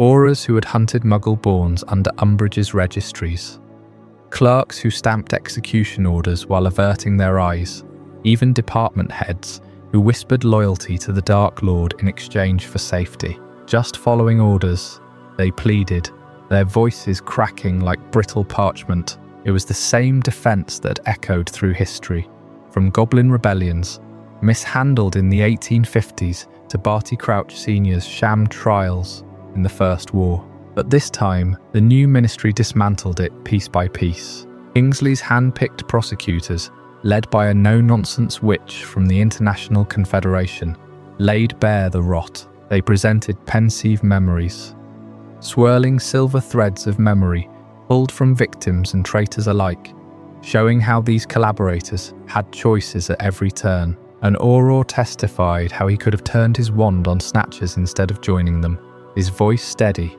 as he described the metallic tang of fear in the air during raids on hidden families. Documents flooded the bench, forged arrest warrants, blood status ledgers stained with ink and tears. The defense crumbled under Veritaserum scrutiny, revealing not coercion, but ambition, fear and prejudice woven into the old ministry's fabric. Sentences varied, Azkaban for the worst, house arrest for the coerced. But the message rang clear. No one hides behind a superior shadow in a just world. Blind obedience had fueled 2 wars. Personal responsibility would prevent a third. Amid this cascade of judgments, one trial gripped the wizarding world like a curse. Dolores Umbridge, the woman whose saccharine smile hid a toad-like heart of cruelty, now haggard and stripped of her pink cards, faced the Wizengamot in chains that hummed with anti-apparition wards. Her crimes scrolled like an endless prophecy. The educational decrees that choked Hogwarts, the Muggle-Born Registration Commission that filled Azkaban with innocence, a locket Horcrux clutched in the ministry's vaults as damning proof. She simpered still, claiming it was all for the greater good, her high-pitched voice grating against the stone walls. But the evidence was ironclad. Witness after witness recounted her quill's black ink drawing screams, her decrees silencing truth itself. The Wizengamot, freshly restructured under Kingsley's reforms, delivered a verdict that echoed through history. Corrupt judges, like those who rubber-stamped Fudge's paranoia, were ousted, replaced by a diverse council, including House Elves advocates and Muggle-Born representatives. No more pure-blood dominance. Term limits and transparency charms now bound their votes. Umbridge's fate was permanent banishment, not the quick mercy of Azkaban, but exile to a remote, unplottable island warded against all magic. Her wand snapped in a public ceremony that drew cheers from Trafalgar Square's wizarding crowds. She vanished into the mist, a living symbol of the old regime's end, her fluffy cardigans traded for rags in eternal isolation. Yet even as gavels fell and reforms took root, a quiet truth lingered in the ministry's corridors, unspoken but ever present. Some scars of the old ministry can never truly be healed. Families shattered by Snatcher raids still flinch at door knocks. Muggle-Born's eye officials with lingering distrust, their registration scars etched deeper than spell. The atrium's fountain, rebuilt with Phoenix tears for purity, still bears faint cracks from Death Eater curses, reminders that bureaucracy's poison seeps slow and deep. Children orphaned by just following orders grow up whispering tales of lost parents, while Azkaban's ghosts haunt dreams long after Dementors fled. Kingsley's purges cleared the halls, but the wizarding soul bears wounds that time polishes, never erases. As the dust settled on these trials, a new era dawned with fresh voices rising to shape it. In the next chapter, Hermione Granger and the Modern Ministry, you'll discover how the brightest witch of her age tackled the unfinished battles, from house elf rights to the secrets she buried to protect them all. A story that might just keep you listening through the night, with the echoes of those trials still reverberating through the rebuilt Wizengamot chambers, where Umbridge's quill scratches. The real work of fell to a new generation led by Hermione Granger, the brilliant Muggle-Born witch whose unyielding pursuit of justice would redefine wizarding governance from the ground up. You can almost feel the weight of those post-war sessions in the minister's office on level 1, where Kingsley Shacklebolt, his deep voice steady amid the rubble of corruption, handed the reins to fresh minds. Hermione, fresh from the Battle of Hogwarts, didn't waste time on vengeance. She dove straight into the dusty tomes of outdated statutes, her wand illuminating page after page of discriminatory edicts that had festered for centuries. Picture her there late into the night, parchments piled high like ancient fortresses, the golden ministry emblem flickering under candlelight as she dismantled the very foundations of pureblood privilege. It started with the Muggle-Borns. For generations, they had been second-class citizens, their magic dismissed as accidental, their rights curtailed by laws that favoured blood status over talent. Hermione spearheaded the rewrite, turning elitism on its head into a true meritocracy. The old registration commission for Muggle-Borns, Umbridge's vile tool for hunting and imprisoning them, was not just abolished but inverted. New laws mandated equal access to Hogwarts, regardless of parentage, with scholarships funded directly from ministry coffers to level the playing field. No longer would a witch or wizard's lineage dictate their wand arm. Aptitude tests, open to all, became the gateway to departments once reserved for old families. You hear the murmurs in the atrium as the first wave of Muggle-Born Aurors strode in, their robes crisp, their spells precise, proving that power flows from knowledge, not knotted family trees. But Hermione didn't stop at human rights. She turned her gaze to the forgotten corners of the wizarding world, where creatures had been shackled by the same bureaucratic chains. The Department for the Regulation and Control of Magical Creatures underwent a revolution under her influence. Grogan Stump's archaic classifications of beast versus being were scrapped, replaced by charters granting house elves goblins and centaurs full legal personhood. No more forced labour in kitchens, their ears mutilated as punishment. Instead, voluntary contracts with wages and representation on interdepartmental boards. Goblins reclaimed rights to their forged artefacts, ending centuries of Gringotts tensions that had sparked rebellions. Werewolves saw moonlight protections, potions subsidised. Full moons declared public holidays in affected communities, transforming stigma into solidarity. The air in those hearing rooms thickened with tentative hope. As Creature testified before lawmakers, his voice gravelly but proud, marking the dawn of a new era of creature rights, where subjugation gave way to partnership. These changes rippled outward, flooding the ministry's 9 levels with a diverse hum.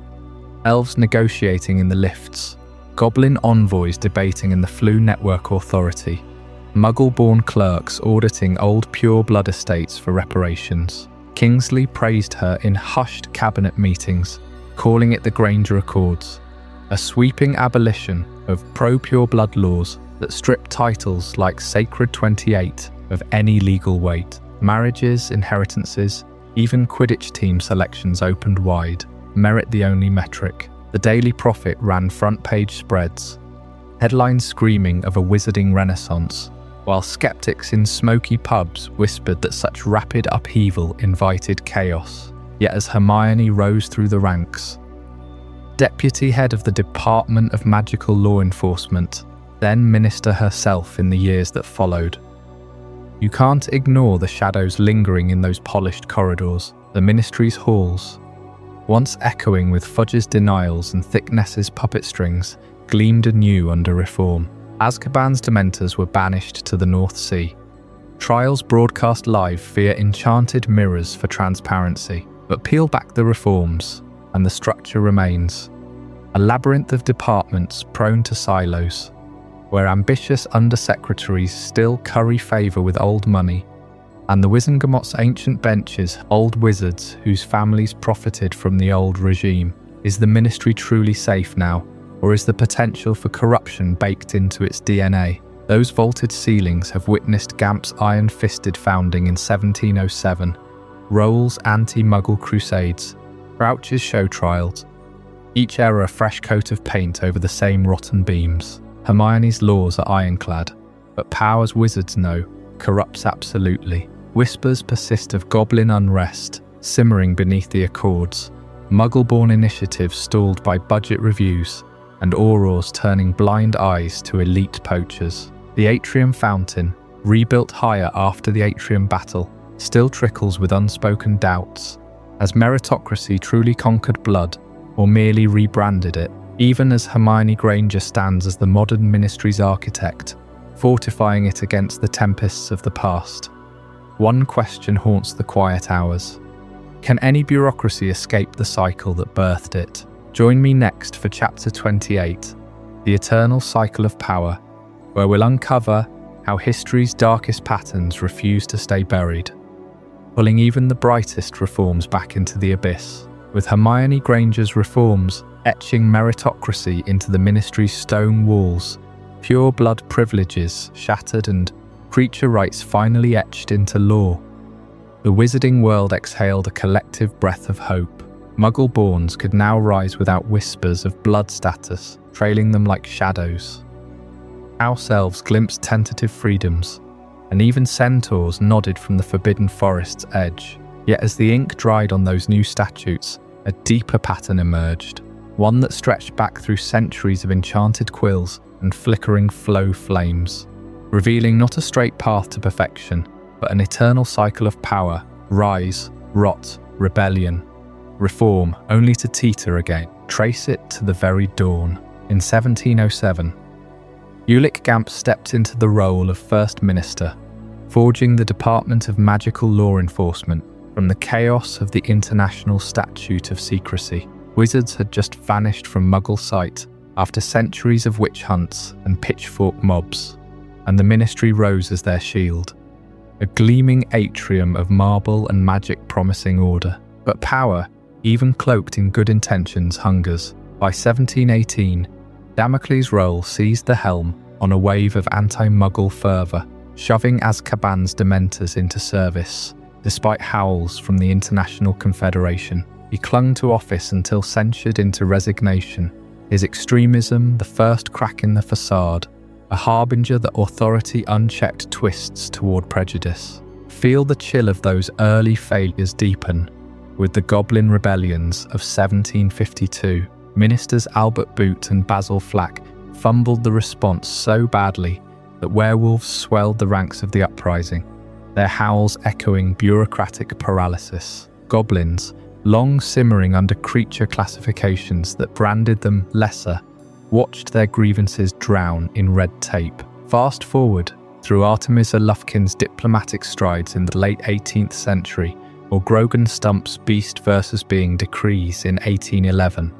Moments of progress, yes, but mere patches on a fraying robe. The structure endured, levels 2 through 9 humming with Aurors, regulators, and mystery-shrouded researchers, yet the rot festered beneath. The 20th century laid it bare in blood and betrayal. Barty Crouch Sr., iron-fisted head of magical law enforcement during the First Wizarding War, staged a sham trial for his own son, shipping the boy to Azkaban without a whisper of due process. The public saw not justice, but a father's neglect birthing a Death Eater, and Crouch's fall to the International Cooperation Department marked another loop, ambition curdling into scandal. Then Cornelius Fudge, burrowing deeper into denial as Voldemort stirred in 1995, dispatched Dolores Umbridge to Hogwarts not as educator, but inquisitor. Her educational decrees choked truth like vines on a wand. Harry's trial in that stuffy courtroom a farce of paranoia, the Daily Prophet's headlines twisting reality until the boy who lived became the boy who lied. The cycle accelerated to catastrophe. By August 1st, 1997, Death Eaters had woven their web so tight that Rufus Scrimgeour's torture and murder paved the way for Pius Thicknesse, Imperius puppet dangling from Voldemort's strings. The Ministry's atrium, once a symbol of sovereignty, became a battlefield of prophecies and curses. Muggle-Born registries feeding Azkaban's maw. Dementors patrolled streets. Pure blood supremacy etched into every decree. The government's own machinery grinding its people to dust. Even in collapse, the pattern held.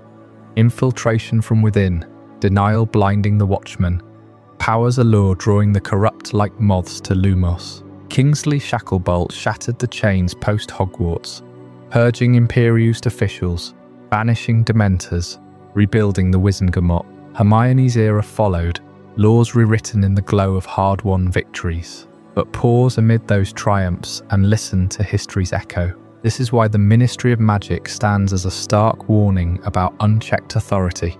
Power consolidates, elites entrench, and without vigilant eyes, it devours its own. The Aurors' wands turned on innocence. Departments meant to protect became prisons, and a single name, Voldemort, abooed into a surveillance snare, all because leaders feared shadows more than truth. Those echoes resonate far beyond Diagon Alley's cobbles, paralleling real-world historical collapses, where governments, drunk on their own decrees, crumbled from within. Think of the Roman Empire's later emperors, their senates bloated with sycophants, barbarian whispers ignored until legions fractured, and the eternal city fell to rot. Or the Weimar Republic in the 1920s and 30s, economic denial and nationalist fervour paving roads to totalitarianism, much like Fudge's ostrich stance inviting the Dark Lord's coup. Even Soviet bureaucracy, with its 5-year plans masking purges, mirrors the ministry's creature control departments. Reforms promised, rebellions crushed, until the Iron Curtain rusted through. In each, authority unchecked bred infiltration, prejudice and ineptitude, toppling thrones built on secrecy and superiority. So, as we linger on this eternal cycle, consider the closing question. Is a perfect magical government even possible? Wizards, with their immortality tempting elixirs and mind-bending spells, still succumb to human frailties, ambition's spark igniting corruption's blaze. Perhaps perfection lies not in flawless structures, but in eternal vigilance, each generation wielding wands, not just against external dark lords, but the shadow's power cast within. The ministry endures, reformed yet fragile, a reminder that cycles break only when we refuse to ride them blindly. What did you think of this journey? I'd love to hear your thoughts in the comments below. If this changed your perspective or taught you something new, consider subscribing for more mind-expanding content. And if you know someone who would find this as fascinating as you did, share it with them. These are the kind of conversations that matter.